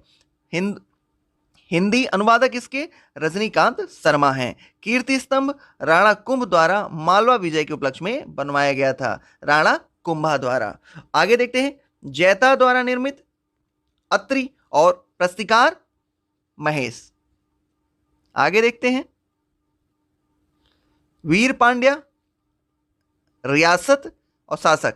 वीर पांड्या मदुरा, बीरबललाल वैसल, देवगिरी शंकरदेव, वारंगल प्रताप रुद्रदेव द्वितीय। युद्ध और वर्ष देखते हैं। चंदावर का युद्ध 1194 ईस्वी। तैमूर का आक्रमण 1398 ईस्वी। घाघरा का युद्ध 1529 ईस्वी। तालीकोटा का युद्ध 1565 ईस्वी। प्रशासनिक विभाग और प्रारंभिक कर्ता देख लेते हैं। दीवान मुस्तखराज ये राजस्व विभाग था, इसको अलाउद्दीन खिलजी ने बनवाया। दीवान रियासत ये बाजार नियंत्रण विभाग था, अलाउद्दीन खिलजी ने बनवाया। दीवान कोही ये कृषि विभाग था, मोहम्मद बिन तुगलक द्वारा स्थापित किया गया। दीवान खैरात ये दान विभाग था, फिरोज शाह तुगलक द्वारा स्थापित किया गया। दीवान बंदगान दास विभाग था, ये फिरोज शाह तुगलक द्वारा बनाया गया। आगे देखते हैं महत्वपूर्ण तथ्य। नोट, होयसल राजवंश की राजधानी द्वार समुद्र का वर्तमान नाम हेलीवीड है, जो कर्नाटक के हासन जिले में स्थित है। हेलीवीड के वर्तमान मंदिरों में विख्यात मंदिर होयसलेश्वर का प्राचीन मंदिर है। किसका? होयसलेश्वर का प्राचीन मंदिर है। वेलूर में स्थित होयसल काल में निर्मित चेन्याकेशो मंदिर का निर्माण प्रारंभ करवाया था विष्णुवर्धन होयसल वंश का शासक। ध्यान रखिए, वेल्लूर में अवस्थित होयसल काल में निर्मित चेन्नाकेशो मंदिर का निर्माण प्रारंभ किसने करवाया? तो विष्णुवर्धन ने कराया था। विष्णुवर्धन कौन है? जो होयसल वंश के शासक हैं। आगे देखते हैं महमूद गजनी के दरबार में प्रसिद्ध विद्वान एवं कवि फिरदौसी को दी गई उपाधि पूर्व का होमर। फरिश्ता की पुस्तक तारीख फिरदशाही का अन्य नाम गुलशन ए इब्राहिमी। आगे देखते हैं सल्तनत काल में इक़्तिदारों द्वारा सरकारी खजानों के जमा किए जाने वाली अतिरिक्त राशि क्या कहलाती थी? फजाउल या फजिल। आगे मुगल वंश देखते हैं। मुगल वंश बाबर। तुर्कों की चगताई शाखा से संबंध था इनका। पूरा नाम जहीरुद्दीन मोहम्मद बाबर था। पिता का नाम उमर शेख मिर्जा था। माता का नाम कुतलुग निगार खानम था। और सरेल पुल का युद्ध 1501 ईस्वी में सोबानी खां से परास्त हुआ। सोबानी खां द्वारा तुगलमा पद्धति का प्रयोग जिसने किया था। अच्छा ध्यान रखिएगा, सरे पुल के युद्ध में 1501 ईस्वी में सरे पुल के युद्ध में सोबानी खां द्वारा तुगलमा पद्धति का उपयोग किया गया था, जिसको बाद में बाबर ने 1526 में उसमें पानीपत के युद्ध में प्रयोग किया था। आगे देखते हैं 1507 ईस्वी में मिर्जा की उपाधि इसने त्याग दी और नई उपाधि पादशाह की इसने धारण कर ली, और पानीपत का प्रथम युद्ध 21 अप्रैल 1526 को इसने लड़ा। आगे देखते हैं तुगलमा युद्ध नीति का प्रयोग इब्राहिम लोधी के विरुद्ध इसने 27 अप्रैल 1526 को किया था। बाबर ने स्वयं को बादशाह घोषित कर भारत में मुगल साम्राज्य की नींव रखी थी। ठीक है, और इसमें एक फैक्ट्स क्लियर कर लीजिए कि 27 अप्रैल को ये 1526 को इसने बादशाह घोषित कर भारत में मुगल साम्राज्य की नींव रखी थी। ठीक है ना, और बाकी तुगलमा पद्धति का प्रयोग इसने पानीपत के प्रथम युद्ध में 21 अप्रैल 1526 को किया था इब्राहिम लोदी के खिलाफ। आगे देखते हैं घाघरा का युद्ध। 6 मई 1529 ईस्वी, बाबर बनाम महमूद लोदी। आत्मकथा तुजु के बाबरी या बाबर नामा है। बाबरनामा तुर्की भाषा में रचित है। 2 हिंदू राज्यों का उल्लेख है इसमें, किसका किसका, मेवाड़ और विजयनगर का। फारसी भाषा में अनुवाद अब्दुल रहीम खाने खाने द्वारा किया गया। तो खाने का नेतृत्व उस्ताद अली कुली द्वारा किया गया। कलंदर की उपाधि उदारता के कारण दी गई। पानीपत का प्रथम युद्ध तोपखानों का सर्वप्रथम प्रयोग किया, और खनवा का युद्ध 16 मार्च 1527 ईस्वी में हुआ। बाबर और राणा सांगा के मध्य हुआ। किसके किसके बीच में खनवा का युद्ध हुआ? बाबर और राणा सांगा के बीच में 16 मार्च 1527 में हुआ था। बाबर द्वारा जिहाद की घोषणा इसी युद्ध में की गई, और युद्ध में विजय प्राप्ति के पश्चात बाबर ने गाजी, काफिलों को मारने वाला की उपाधि धारण की। हुमायूं और शेरशाह देखते हैं। हुमायूं बाबर के पुत्रों में कामरान, अस्करी, हिंदाल और हुमायूं ज्येष्ठ पुत्र हुमायूं था। माहम बेगम सिया थी। 1532 ईस्वी में चुनार दुर्ग पर प्रथम आक्रमण किया इसने। किसने? 1532 ईस्वी में चुनार दुर्ग पर प्रथम आक्रमण हुमायूं ने किया। शेर खान द्वारा हुमायूं की अधीनता स्वीकार। आगे देखते हैं प्रथम 4 प्रमुख युद्ध इसके। देवरा का युद्ध 1532 ईस्वी में हुमायूं विजेता। चौसा का युद्ध 26 जून 1539 को शेर खां विजेता। कन्नौज का युद्ध 17 मई 1540 को, इसमें भी हुमायूं शेरशाह से परास्त हो गया। सरहिंद का युद्ध 22 जून 1555 में हुमायूं विजयी रहा इसमें।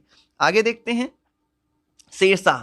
फरीद शेरशाह के बचपन का नाम था। क्षेत्रीय सुधार देखते हैं, इन्होंने सुधार किस किस क्षेत्र में किया? राजस्व, प्रशासनिक, सैनिक और करेंसी प्रणाली में इन्होंने सुधार किया था। बंगाल सरकारों या जिलों में विभक्त था। आगे देखते हैं शुद्ध सोने, चांदी और तांबे के सिक्कों का प्रचलन किया। चांदी का रुपया तांबे का दाम में विनिमय दर जो थी वो 1:64 की थी। आपने दिल्ली सल्तनत पे 1:48 देखी थी, यहाँ पे 1:64 है। कलिंजर विजय, अंतिम विजय। शेरशाह की मृत्यु 22 मई 1545 में हुई। मकबरा इसका सासाराम बिहार में है। किसको की सहायता के लिए? इसने पट्टा और कबूलियतनामा क्या प्रथा का प्रचलन किया। दिल्ली स्थित पुराना किला भवनों का निर्माण इसने कराया। सड़क आजम ग्रैंड ट्रंक रोड का निर्माण इसी ने कराया। सोनार गांव बंगाल भारत में लाहौर पाकिस्तान तक ये इसने निर्माण कराया था रोड। कहां से? सोनार गांव बंगाल से लाहौर पाकिस्तान तक इसने ग्रैंड ट्रंक रोड का निर्माण कराया। अकबर देखते हैं। जन्म 15 अक्टूबर 1542 को 1556 ईस्वी में बादशाह घोषित किया गया। बैरम खां संरक्षक था और वकील नियुक्त। खान ए खाना की उपाधि धारण की। आज आमेर के राजा बाहिरमल की पुत्री हरखाबाई से विवाह किया और सलीम जहांगीर का जन्म हुआ। समर्थक चिश्तिया संप्रदाय का था ये, और 1662 ईस्वी में दास प्रथा की इसने समाप्ति की। 63 में तीर्थ यात्रा कर समाप्त किया। 64 में जजिया करके समाप्ति की। बाल विवाह एवं सती प्रथा को रोकने का इसने प्रयास किया। आगे देखते हैं मीर बख्शी सैन्य विभाग का प्रमुख, सैन्य वेतन और संगठन का कार्य भी करता था ये। 1573 ईस्वी में घोड़ा दागने की प्रथा का पुनर्प्रचलन प्रारंभ हुआ। 1574-75 में मनसबदारी व्यवस्था के आधार पर सैन्य संगठित किया गया। और मनसबदारी व्यवस्था देख लेते हैं। मनसबदारी श्रेणी और पद। मनसबदार श्रेणी और पद प्राप्त अधिकारी। दशमलव प्रणाली पर यह आधारित था। मध्य एशिया से आयातित था ये, और शासनकाल के 11वें वर्ष में प्रारंभ किया इसने। 3 प्रकार की मनसबदारी, मनसबदार, अमीर और अमीर आजम 3 प्रकार के होते थे। आगे देखते हैं मकबरा, ये तो हो गया इधर। इसका देखते हैं अकबर का महत्वपूर्ण तथ्य आईने 10 साल अकबर द्वारा अपने शासन के 24वें वर्ष प्रारंभ किया गया। वास्तविक प्रणेता इसके टोडरमल थे और अन्य नाम इसका टोडरमल बंदोबस्त भी है। तौहीद ए इलाही अन्य नाम दीन ए इलाही 1582 ईस्वी में स्थापना की। धर्म के मूल सिद्धांत सम्मिलित हैं इसमें और वास्तव में सूफी सर्वेश्वरवाद पर आधारित एक विचार पद्धति है। ये प्रधान पुरोहित अबुल फजल हैं इसके और हिंदुओं में केवल एक बीरबल द्वारा इसे स्वीकार किया गया। ठीक है, दीने इलाही को। आगे देखते हैं कुछ इंपॉर्टेंट फैक्ट्स। पर्सी ब्राउन ने टर्की सुल्तान के महल को कहा स्थापत्य कला का मोती। अकबर के गुजरात विजय के बाद सिकरी को दिया गया नया नाम फतेहपुर सिकरी और अकबर के सिकंदरा का नया नाम रखा गया फैस्ताबाद। और अकबर ने अनुवाद विभाग की स्थापना की फैजी के अध्यक्षता में। इंग्लैंड की रानी एलिजाबेथ प्रथम का समकालीन शासक अकबर था और अमेरिका की खोज का उल्लेख अबुल फजल ने किया है। इबादत खाने की स्थापना 1575 में फतेहपुर सिकरी में की। जहांगीर देखते हैं जन्म 30 अगस्त 1569 को हुआ। मानबाई पहली पत्नी, अंबर के राजा भगवान दास की पुत्री और राजा मानसिंह की बहन थी। जगत गोसाई दूसरी पत्नी, उदय सिंह की पुत्री और शहजादा खुर्रम की मां थी। राजाभिषेक 1605 ईस्वी में आगरा के किले में हुआ और नसरुद्दीन मोहम्मद जहांगीर बादशाह गाजी की उपाधि धारण की। 2 अस्पा सवार पद के 2 गुने घोड़े, सिंह अस्पा सवार पद के 3 गुने घोड़े इसी ने चलाए। आगे देखते हैं चित्तौड़गढ़ की संधि 1615 ईस्वी में राणा अमर सिंह के साथ राणा ने मुगल बादशाह की अधीनता स्वीकार की और जहांगीर ने राणा को चित्तौड़ वापस कर दिया। आगे देखते हैं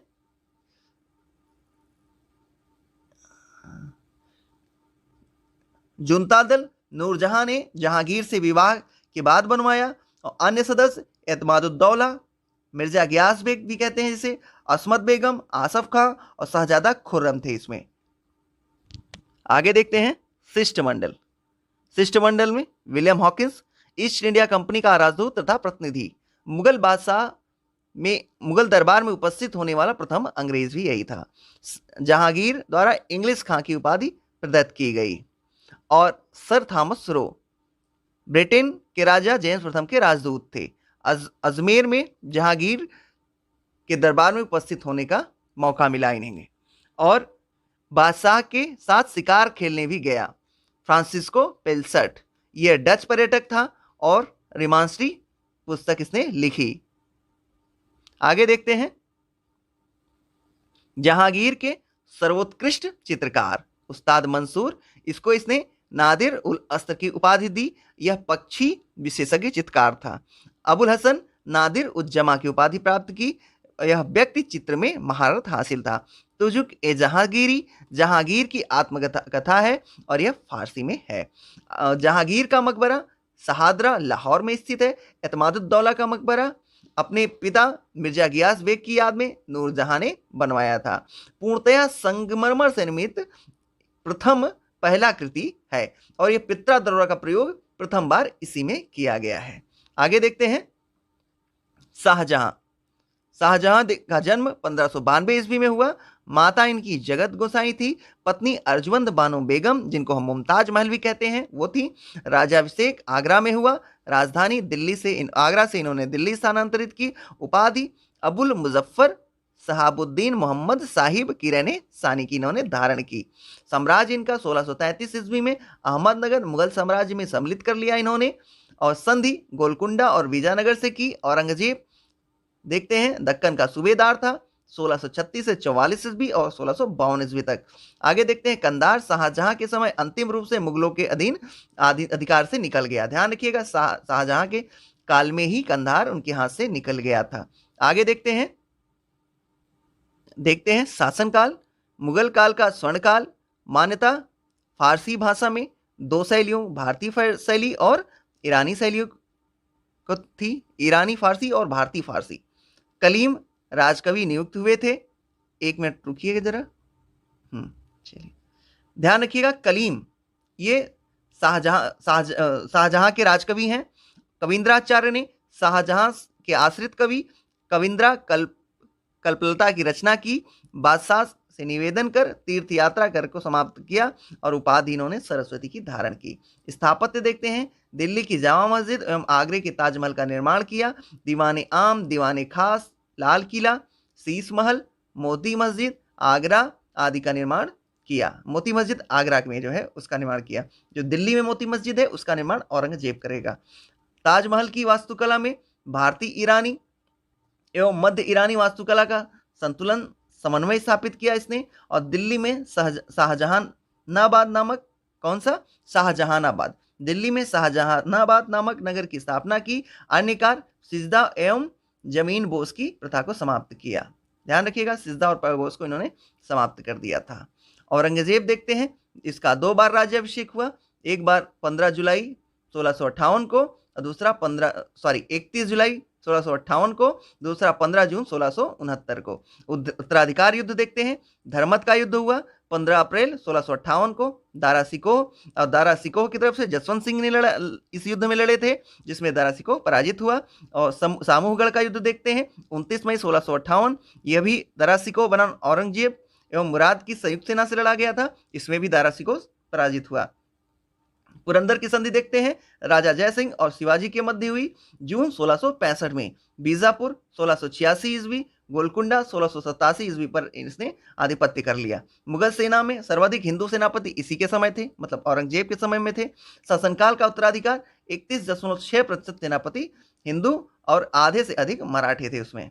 आगे देखते हैं, औरंगजेब 1679 में जजिया कर को पुनर्जीवित किया इसने। सिक्कों पर कलमा खुदवाना और नवरोज का त्यौहार मनाना, तुलादान और झरोखा दर्शन पर इसने पाबंदी लगा दी। राबिया उद दौरानी के मकबरे का निर्माण कराया इसने आजम शाह द्वारा, ठीक है, निर्माण कराया। और अन्य नाम बीबी का मकबरा है। राबिया उद दौरानी के मकबरे को अन्य क्या कहते हैं? बीबी का मकबरा। और ताजमहल पर आधारित स्थापत्य कला शैली का ये अप्रतिम उदाहरण है, या इसको हम द्वितीय ताजमहल भी कह सकते हैं। दिल्ली के लाल किले में मोती मस्जिद का निर्माण किया, जहां आरा को साहिबात उज जमानी की उपाधि दी और संत समर्थक रामदास इसके समकालीन थे। आगे देखते हैं, मदद ए मास विद्वानों और धार्मिक व्यक्तियों को दी जाने वाली राजस्व मुक्त अनुदान भूमि थी। अन्य नाम इसको सयूर गल भी कहते हैं। सद्र दान दी जाने वाली समस्त भूमि का निरीक्षण करता, स्थानांतरण का अभाव अनुदात ग्राही के पास वंशानुगत रूप से था। आगे देखते हैं, मनसबदारी प्रथा। 33 वर्ग कुल 66 प्रचलन में, कभी कभी मशरूत और सशर्त पद भी दिया जाता था, ठीक है। ध्यान रखिएगा, मनसबदारी व्यवस्था में कुल 33 वर्ग थे। कितने वर्ग थे? 33, ठीक है। और कभी कभी मशरूत और सशर्त पद भी दिया जाता था। अकबर द्वारा अपने शासन काल के 40वें वर्ष में जात एवं सवार दोहरी व्यवस्था लागू की थी। पहली कोटि जात के अनुरूप सवार, दूसरी कोटि आधे सवार, तीसरी कोटि आधे से कम सवार। जात पद, सवार पद जात पद से कभी ऊपर नहीं हो सकता था। सैन्य और असैन्य अधिकारियों का एक ही सेवा संवर्ग में लाना उद्देश्य था। अब इधर देखते हैं, मुगल प्रशासन में मीर बख्शी सैन्य विभाग का प्रधान था। सरखत नामक प्रमाण पत्र पर हस्ताक्षर करता था। सैनिकों की मासिक वेतन का निर्धारित भी यही करता था। प्रांतों के बख्शी इसके नियंत्रण में थे। भू राजस्व अधिकारियों का पर्यवेक्षण करता था। सैन्य विभाग के वेतन के लिए उत्तरदायी था और वेतनाधिकारी इसको सर जादूनाथ सरकार ने कहा है, और नियमित और स्थायी कार्य नहीं। आगे देखते हैं, घुड़सवार सैनिक अहदी बाबर द्वारा नियुक्त सैनिक और बादशाह के अंगरक्षक के रूप में कार्य करते थे। दाखिली बादशाह द्वारा भर्ती सैनिक और मनसबदारों की सेवा में कार्य करते थे। सिक्के देखते हैं, टकसालों में सोने चांदी और तांबे के सिक्के की ढलाई की जाती थी। अकबर राम सीता की आकृतियों वाले सिक्के जारी किए और रामसिया देवनागरी लेख में युक्त सिक्के चलाए इसने। दाम तांबे का सिक्का रुपए के 40वें भाग के बराबर था। जहांगीर अपने सिक्कों पर अपनी कृति अंकित कराई। जहांगीर ने अपने सिक्कों पर अपनी आकृति अंकित कराई। कुछ सिक्कों पर जहांगीर के साथ नूरजहां का नाम भी अंकित है। हाथ में शराब का प्याला लिए हुए आकृति अंकित की हुई है। आगे देखते हैं मुगल कालीन संगीत और चित्रकला। एक सेकेंड। अकबर तानसेन प्रमुख ध्रुपद गायक थे। अकबर के दरबार में प्रसिद्ध संगीतज्ञ थे ये। मूल नाम इनका रामतनु पांडे था। अकबर के नौरत्नों में से एक थे। अकबर के दरबार से पहले तानसेन रीवा के राजा रामचंद्र के दरबार में रहते थे। अकबर द्वारा कंठाभरण वाणी विलास की उपाधि इनको दी गई थी। मोहम्मद शाह रंगीला, देखते हैं मोहम्मद शाह रंगीला ख्याल गायन के लिए लोकप्रिय था। औरंगजेब ने संगीत इस्लामी विरोधी है इसलिए उस पर पाबंदी लगा दी थी। स्वयं एक कुशल वीणा वादक था ये। आगे देखते हैं साहित्य। गुलबदन बेगम ये बाबर की पुत्री थी। इसने अपनी प्रसिद्ध रचना कौन सी इसकी थी? हुमायूं नामा।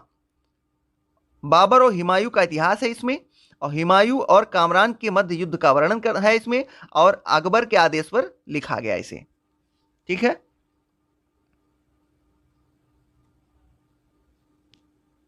आगे देखते हैं लेखक और पुस्तकें।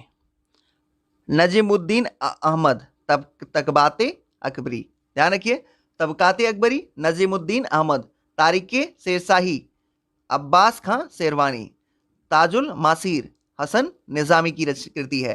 कानून ए हुमायूनी ख्वांदमीर की रचना है। नुक्सा ए दिलकुशा भीमसेन की रचना है। आलमगीर नामा मिर्जा मोहम्मद काजिम की रचना है। सियार उल मुतखरीन ये गुलाम हुसैन की रचना है। आलमे सालेह ये मोहम्मद सालेह की रचना है। शाहजहां नामा इनायत खां की रचना है। चहार चमन ये चंद्रभान ब्राह्मण की रचना है। और इकबाल नामा ये जहांगीरी ये मोतीमिद खां की रचना है। आगे देखते हैं अब्दुल हमीद लाहौरी ने पादशाहनामा, अबुल फजल ने अकबरनामा, केशवदास ने रामचंद्रिका और केशवदास ने रसिक प्रिया की रचना की। रसिक प्रिया और रामचंद्रिका की रचना केशवदास ने की है। आगे देखते हैं चित्रकला। मुगल चित्रकला शैली का प्रारंभकर्ता हुमायूं था। हुमायूं के चित्रकार मीर सैयद अली और ख्वाजा अबुल समद थे। अकबर के चित्रकार दसवंत और बसावन थे। जहांगीर के चित्रकार अबुल हसन जिन्हें नादिर उल जमा की उपाधि मिली हुई थी। उस्ताद मंसूर जिन्हें नादिर उल अस्त की उपाधि मिली हुई थी। अन्य तथ्य जहांगीर से संबंधित मुगल चित्रकला का स्वर्ण युग था जहांगीर का काल, और चित्रकला का कुशल पारखी था जहांगीर। आगे देखते हैं साहित्य।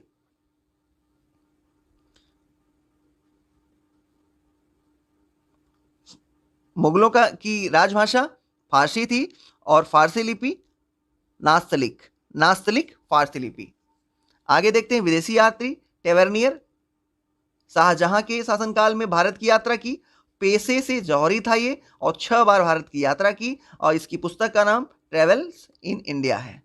आगे देखते हैं विदेशी यात्रियों में ही मनुची, यह इतालवी यात्री था। दारा सिको की सेवा में तोपची के रूप में नियुक्त हुआ। बाद में चिकित्सक का पेशा अपनाया इसने। और स्टोरियो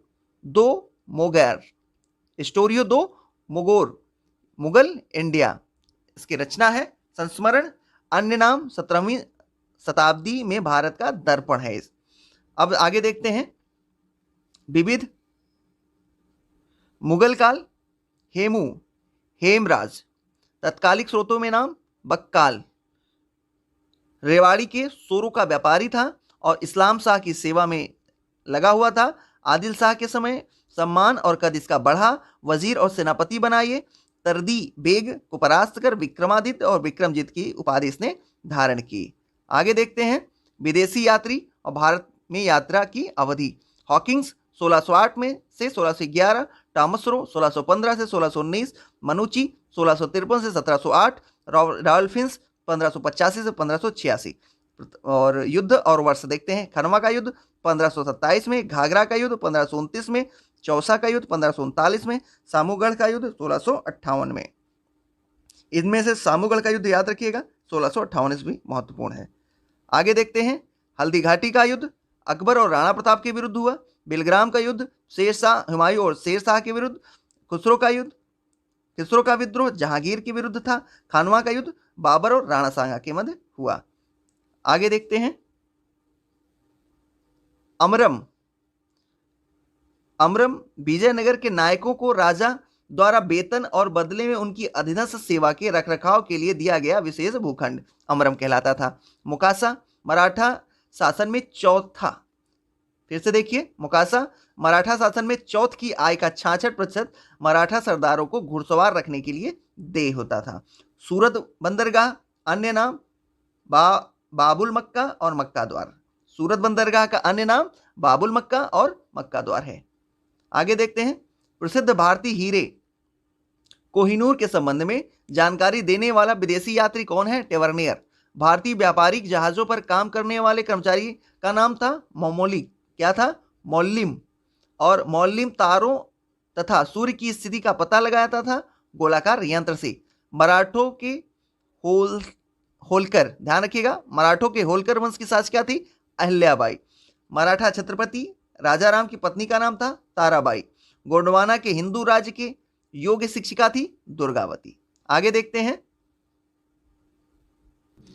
इसी के साथ मुगल काल समाप्त होता है। अब देखते हैं गुरु नानक और सिख संप्रदाय। गुरु नानक 1669 ईस्वी में तलवंडी नाना साहब में इनका जन्म हुआ। वर्तमान में ये पाकिस्तान के पंजाब प्रांत के ननकाना साहिब जिले में स्थित है।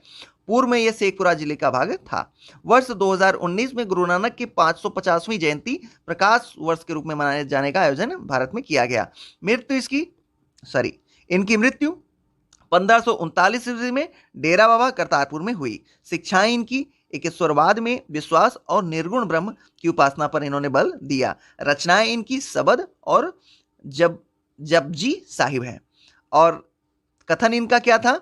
ईश्वर केवल मनुष्य के सगुण को पहचानता है तथा उसकी जाति नहीं पूछता, क्योंकि दूसरे लोक में कोई जाति नहीं होती। आगे देखते हैं विशेष तथ्य। सिकंदर लोदी 1489 से 1517 ईस्वी के समय सिख धर्म की स्थापना की। मतलब जब सिख धर्म की स्थापना हुई उस समय शासक सिकंदर लोदी था। और गुरु का लंगर नामक मुक्त सामुदायिक रसोई की शुरुआत इन्होंने की। उदासी नामक धर्म प्रचारक यात्रा का प्रारंभ किया। किस? उदासी नामक। संसार के 9 क्षेत्रों 9 खंड की यात्रा की इन्होंने। सिख गुरु परंपरा। मूल नाम भाई लहना गुरु नानक द्वारा। देखिए, गुरु नानक के बाद गुरु अंगद बनते हैं। इनका समय जो पीरियड है 1539 से 1552 ईस्वी। अब देखते हैं इनके बारे में। मूल नाम इनका भाई लहना था और गुरु नानक द्वारा उत्तराधिकारी द्वितीय सिख गुरु थे ये। स्थानीय भाषा में गुरु नानक के उपदेशों को इन्होंने संकलित किया और गुरुमुखी लिपि का जनक इनको माना जाता है। सिख गुरु परंपरा से संबंधित अन्य तथ्य देखते हैं। गुरु अमरदास 1552 से 1574 ईस्वी धार्मिक साम्राज्य को 22 गद्दियों में इन्होंने बांटा और सिख विवाह परंपरा आनंद कारज और सरल विवाह पद्धति लवन को प्रचलित किया। ठीक है। और गुरु रामदास ये 1574 से 1581 तक रहे। अमृतसर मूल नाम रामदासपुर की स्थापना की और अकबर द्वारा प्रदान की गई 500 बीघा जमीन पर गुरु पद की पैतृक बनवाया। गुरु पद को इन्होंने पैतृक बनाया। ध्यान रखिएगा, अमृतसर नगर की स्थापना इन्होंने की और उस भूमि पे की जिसको अकबर ने इनको प्रदत्त की थी 500 बीघा जमीन पर। और गुरु पद को पैतृक रामदास ने ही कराया था। आगे देखते हैं, गुरु अर्जुन देव इन्होंने आदि ग्रंथ का संकलन किया। अमृतसर में दरबार साहिब हरमिंदर साहब की स्थापना की। तरन तारण और करतारपुर नगर बसाया इन्होंने। विद्रोही मुगल राजकुमार खुसरो की सहायता करने पर जहांगीर द्वारा कैद कर फांसी दे दी गई इनको। गुरु गोविंद सिंह 1606 से 1644 ईस्वी अकाल तख्त की स्थापना की और सिखों को एक लड़ाकू जाति में बदला गुरु गोविंद सिंह ने। गुरु हरगोविंद है, ये ध्यान रखिएगा। अमृतसर की रक्षा हेतु लाहौर गढ़ किले का निर्माण किया। पीरी और मीरी 2 अस्त्र क्रमशः आध्यात्मिक और सांसारिक प्रभुत्व की परख कीरतपुर नगर की स्थापना की इन्होंने। किसकी? कीरतपुर नगर की। गुरु हरराय द्वारा सिखों का समर्थन था इनको और औरंगजेब के बुलावे पर पुत्र राम राय को भेजा इन्होंने। गुरु हरकिशन सबसे कम अवधि 8 वर्ष से कम आयु में चेचक से मृत्यु हो गई इनकी, और बाल गुरु उपनाम है इनका गुरु हरकिशन का। गुरु तेग बहादुर आनंदपुर साहिब की स्थापना की, किसानों का नेतृत्व तथा कश्मीरी ब्राह्मणों के लिए संघर्ष किया इन्होंने। आगरा प्रयाग बनारसी सासाराम, आगरा प्रयाग बनारस सासाराम पटना मुंगेर ढाका और असम की यात्रा की इन्होंने। इस्लाम न स्वीकार करने के कारण औरंगजेब द्वारा मृत्युदंड दे दिया गया और शहीद स्थल पर शीशगंज साहिब गुरुद्वारा चांदनी चौक में बनाया गया है। आगे देखते हैं गुरु गोविंद सिंह। गुरु गोविंद सिंह 13 अप्रैल 1699 ईस्वी को बैसाखी के दिन आनंदपुर साहिब में खालसा की स्थापना इन्होंने की। और इसमें देखते हैं धर्माचार पाहुल का प्रवर्तन किया इन्होंने। रचनाएं इनकी जफरनामा और विचित्र नाटक और चंडी दीवार इनकी रचनाएं हैं। जफरनामा, विचित्र नाटक, चंडी दीवार इनकी रचनाएं हैं। बहादुर शाह से संधि और एक बड़ा मनसब प्राप्त किया। उनके साथ दक्षिण अभियान पर गए। नांदेड़ महाराष्ट्र में एक अफगान सरदार द्वारा हत्या की गई और समाधि स्थल पर हजूर साहिब गुरुद्वारा बनाया गया। निर्मल की स्थापना, सिख शिक्षकों को दी जाने वाली पदवी। आगे देखते हैं पंच ककार, कड़ा, कृपाण, कंघा, केस और कच्छा का प्रयोग अनिवार्य किया इन्होंने। नाम के साथ सिंह कौर लगाने का प्रारंभ किया। ध्यान रखिएगा, सिंह और कौर लगाने का प्रारंभ गुरु गोविंद सिंह ने ही प्रारंभ किया था। आगे देखते हैं मराठा राज्य और संघ। शिवाजी के बारे में देखते हैं परिचय। जन्म सिवनेर के दुर्ग में हुआ। राजधानी रायगढ़। राज्याभिषेक बनारस के पंडित विश्वेश्वर द्वारा कराया इन्होंने और अफजल खां का वध किया इन्होंने। आगे देखते हैं 1665 में जयसिंह के साथ पुरंदर की संधि की इन्होंने। 1666 में औरंगजेब द्वारा आगरा में कैद कर लिए गए और 1674 में राज्याभिषेक के बाद छत्रपति की उपाधि धारण की। 1680 में इनकी मृत्यु हो गई। आगे देखते हैं शिवाजी के अष्ट प्रधान। सुमंत या दबीर ये विदेश मंत्री थे। पेशवा राज्य का प्रधान होता था। अमात्य मजमुआदर जिसे कहते हैं वित्त और राज्य मंत्री था। वाकिया नवीस या मंत्री राजा के दैनिक कार्यों और दरबार की प्रतिदिन की कार्रवाइयों का विवरण रखता था। सचिव सुरुनवीस राजकीय पत्र और व्यवहार का कार्य करता था। न्यायाधीश मुख्य न्यायाधीश था। पंडित राव विद्वान और धार्मिक कार्य के लिए अनुदानों का दायित्व निभाता था। ये सेनापति सर-ए-नौबत सैनिकों की नियुक्ति, संगठन और रसद का प्रबंधन करता था। ये आगे देखते हैं पानीपत का तृतीय युद्ध 14 जनवरी 1761। पानीपत का तृतीय युद्ध 14 जनवरी 1761। अब इसमें देखते हैं काशी राज पंडित प्रत्यक्षदर्शी थे इसके। यह युद्ध मराठों के लिए प्रलयकारी रहा। व्यापारी कूट संदेश बालाजी बाजीराव को 2 मोती विलीन 22 सोने की मुहर, लुप्त चांदी, तांबे और सिक्कों की पूरी गणना नहीं की। ठीक, आगे देखते हैं तत्कालिक कारण। अहमद शाह अब्दाली द्वारा अपने वायसराय तैमूर शाह के मराठों द्वारा लाहौर से निष्कासन का बदला लेने की इच्छा। सदाशिव भाऊ मराठी सेना बनाम अहमद शाह अब्दाली के मध्य ये हुआ। तो पानीपत का युद्ध सदाशिव भाऊ ने नेतृत्व किया था मराठी सेना का और अफगानी सेना का नेतृत्व अहमद शाह अब्दाली ने किया था। आगे देखते हैं महत्वपूर्ण तथ्य। साहू के प्रतिनिधि के रूप में 1689 में 1700 ईस्वी तक मराठों का नेतृत्व राजा राम ने किया। औरंगजेब की मृत्यु के समय मराठों का नेतृत्व ताराबाई के पास था। बालाजी विश्वनाथ का पेशवा के पद पर कार्यकाल 1713 से 1720 ईस्वी रहा। 1720 ईस्वी में साहू ने पेशवा नियुक्त किया। 1720 में साहू ने पेशवा नियुक्त किया। बाजीराव प्रथम को पेशवा का पद पैतृक बना। बालाजी बाजीराव के समय संगोली की संधि किसके मध्य हुई? 1750 में क्रियान्वित हुई और संवैधानिक क्रांति द्वारा शक्ति छत्रपति के हाथ से पेशवा के हाथ में आने की प्रक्रिया पूरी हुई। संगोली की संधि। मराठा संगठन का वास्तविक सेना पेशवा बन गया। परवर्ती मुगल शासक। चलिए देखते हैं परवर्ती मुगल शासक में अन्य नाम शाह आलम, मूल नाम मुअज्जम, शासनकाल 1707 से 1712। अन्य नाम शाह बेखबर, खफी खां द्वारा प्रदत्त किया गया। शाह बेखबर। अब देखते हैं पहला बहादुर शाह, परवर्ती मुगल शासक, औरंगजेब के बाद के शासकों की बात हो रही है। बहादुर शाह प्रथम, जहांदार शाह, फरूख सियर, मोहम्मद शाह के बाद शाह आलम द्वितीय, फिर बहादुर शाह द्वितीय, फिर उसके बाद बस बहादुर शाह द्वितीय तक है, जिसको बहादुर शाह जफर भी कहते हैं। चलिए 1717 का फरमान, फर्रुखसियर ने जारी किया। अंग्रेजों को 3000 वार्षिक कर देने के बदले बंगाल के बिना अतिरिक्त चुंगी दिए व्यापार करने का अधिकार की पुष्टि हो गई। 1712 से 1713 ईस्वी शासनकाल के अंतर्गत अयोग जुल्फिकार खां की सहायता से गद्दी प्राप्त फर्रुखसियर से परास्त 1713 में हत्या। ध्यान रखिए 1712 ईस्वी से 13 ईस्वी के मध्य शासन कार्य का निरंतर अयोग जुल्फी खां की सहायता से गद्दी प्राप्त और फर्रुखसियर से पस्त 1713 ईस्वी में फर्रुखसियर से परास्त हो गया और 1630 में हत्या हो गई। ठीक, आगे देखते हैं। कंटिन्यू बोलते बोलते गले में दर्द हो जाता है, जिससे स्लिप होने लगती है टंग भी। चलिए आज तो इसे खत्म ही करना है, कुछ भी हो। 1719 से 1748 ईस्वी तक शाहजहां द्वारा बनाए गए प्रसिद्ध मयूर सिंहासन पर बैठने वाला अंतिम मुगल बादशाह था ये। और अंतिम मुगल बादशाह क्यों था? क्योंकि नादिर शाह इसको अपने साथ उठा ले गया। नादिर शाह का आक्रमण करनाल युद्ध के मुगल सेना परास्त हुई। नादिर शाह का आक्रमण करनाल युद्ध में मुगल सेना परास्त हुई। रंगीला के नाम से प्रसिद्ध था मोहम्मद शाह और हिजड़ों तथा महिलाओं में से एक वर्ग का प्रभुत्व स्थापित हुआ, ये मोहम्मद शाह रंगीला के समय। आगे देखते हैं 1759 से 1806 ईस्वी, मूल नाम अली गौहर, दिल्ली पर अंग्रेजों का अधिकार हुआ शाह आलम द्वितीय के समय। अब देखते हैं 1837 से 57, बिना साम्राज्य का सम्राट ईस्ट इंडिया कंपनी की ओर से प्रतिमाह 1 लाख रुपए पेंशन और 1862 में इसकी मृत्यु हो गई। आगे देखते हैं विविध मुगल काल में। तुलसीदास प्रसिद्ध भक्ति संत थे और कवि थे। अकबर जहांगीर इनके समकालीन शासक थे। ग्रंथ इन्होंने रामचरितमानस और विनय पत्रिका की रचना की इन्होंने। जीवन काल इनका 1532 से 1623 ईस्वी रहा। नामोल्लेख आईने अकबरी में अबुल फजल ने किया है।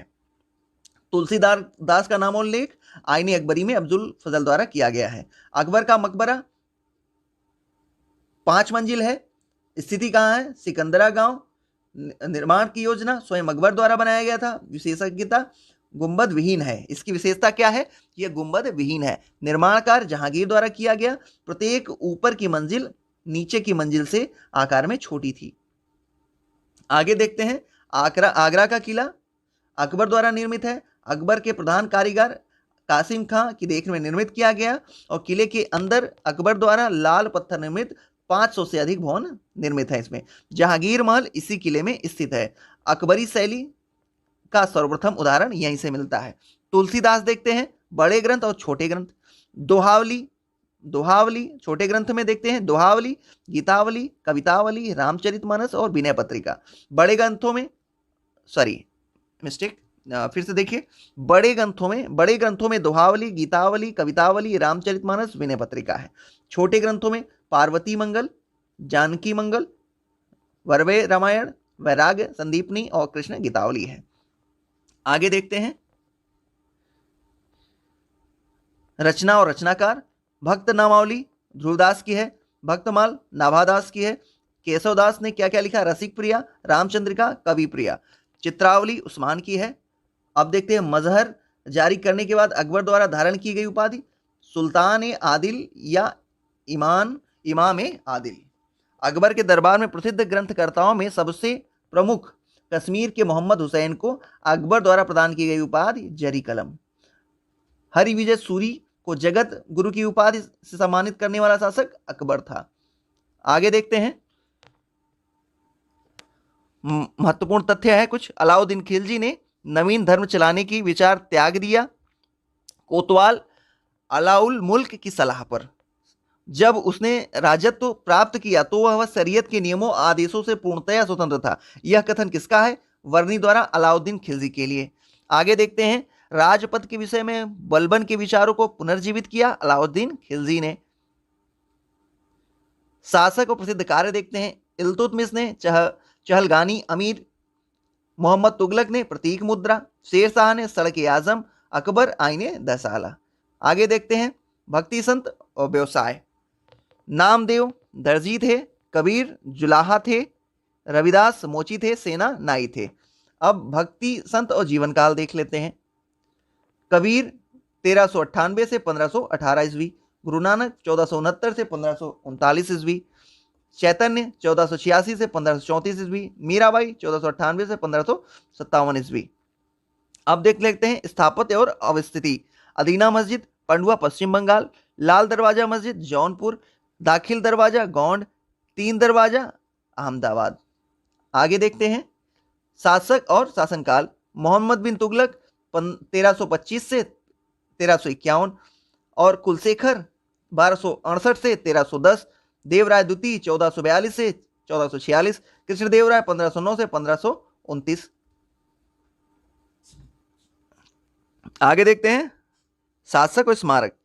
सिकंदर लोदी दोहरा गुंबद, शेरशाह अष्टभुजी मकबरा, बलबन सत्य मेहराबी मकबरा, मोहम्मद आदिल शाह गोल गुंबद, मानसिंह महल ग्वालियर, प्रेरणा स्रोत। अच्छा, जहांगीर महल देखते हैं।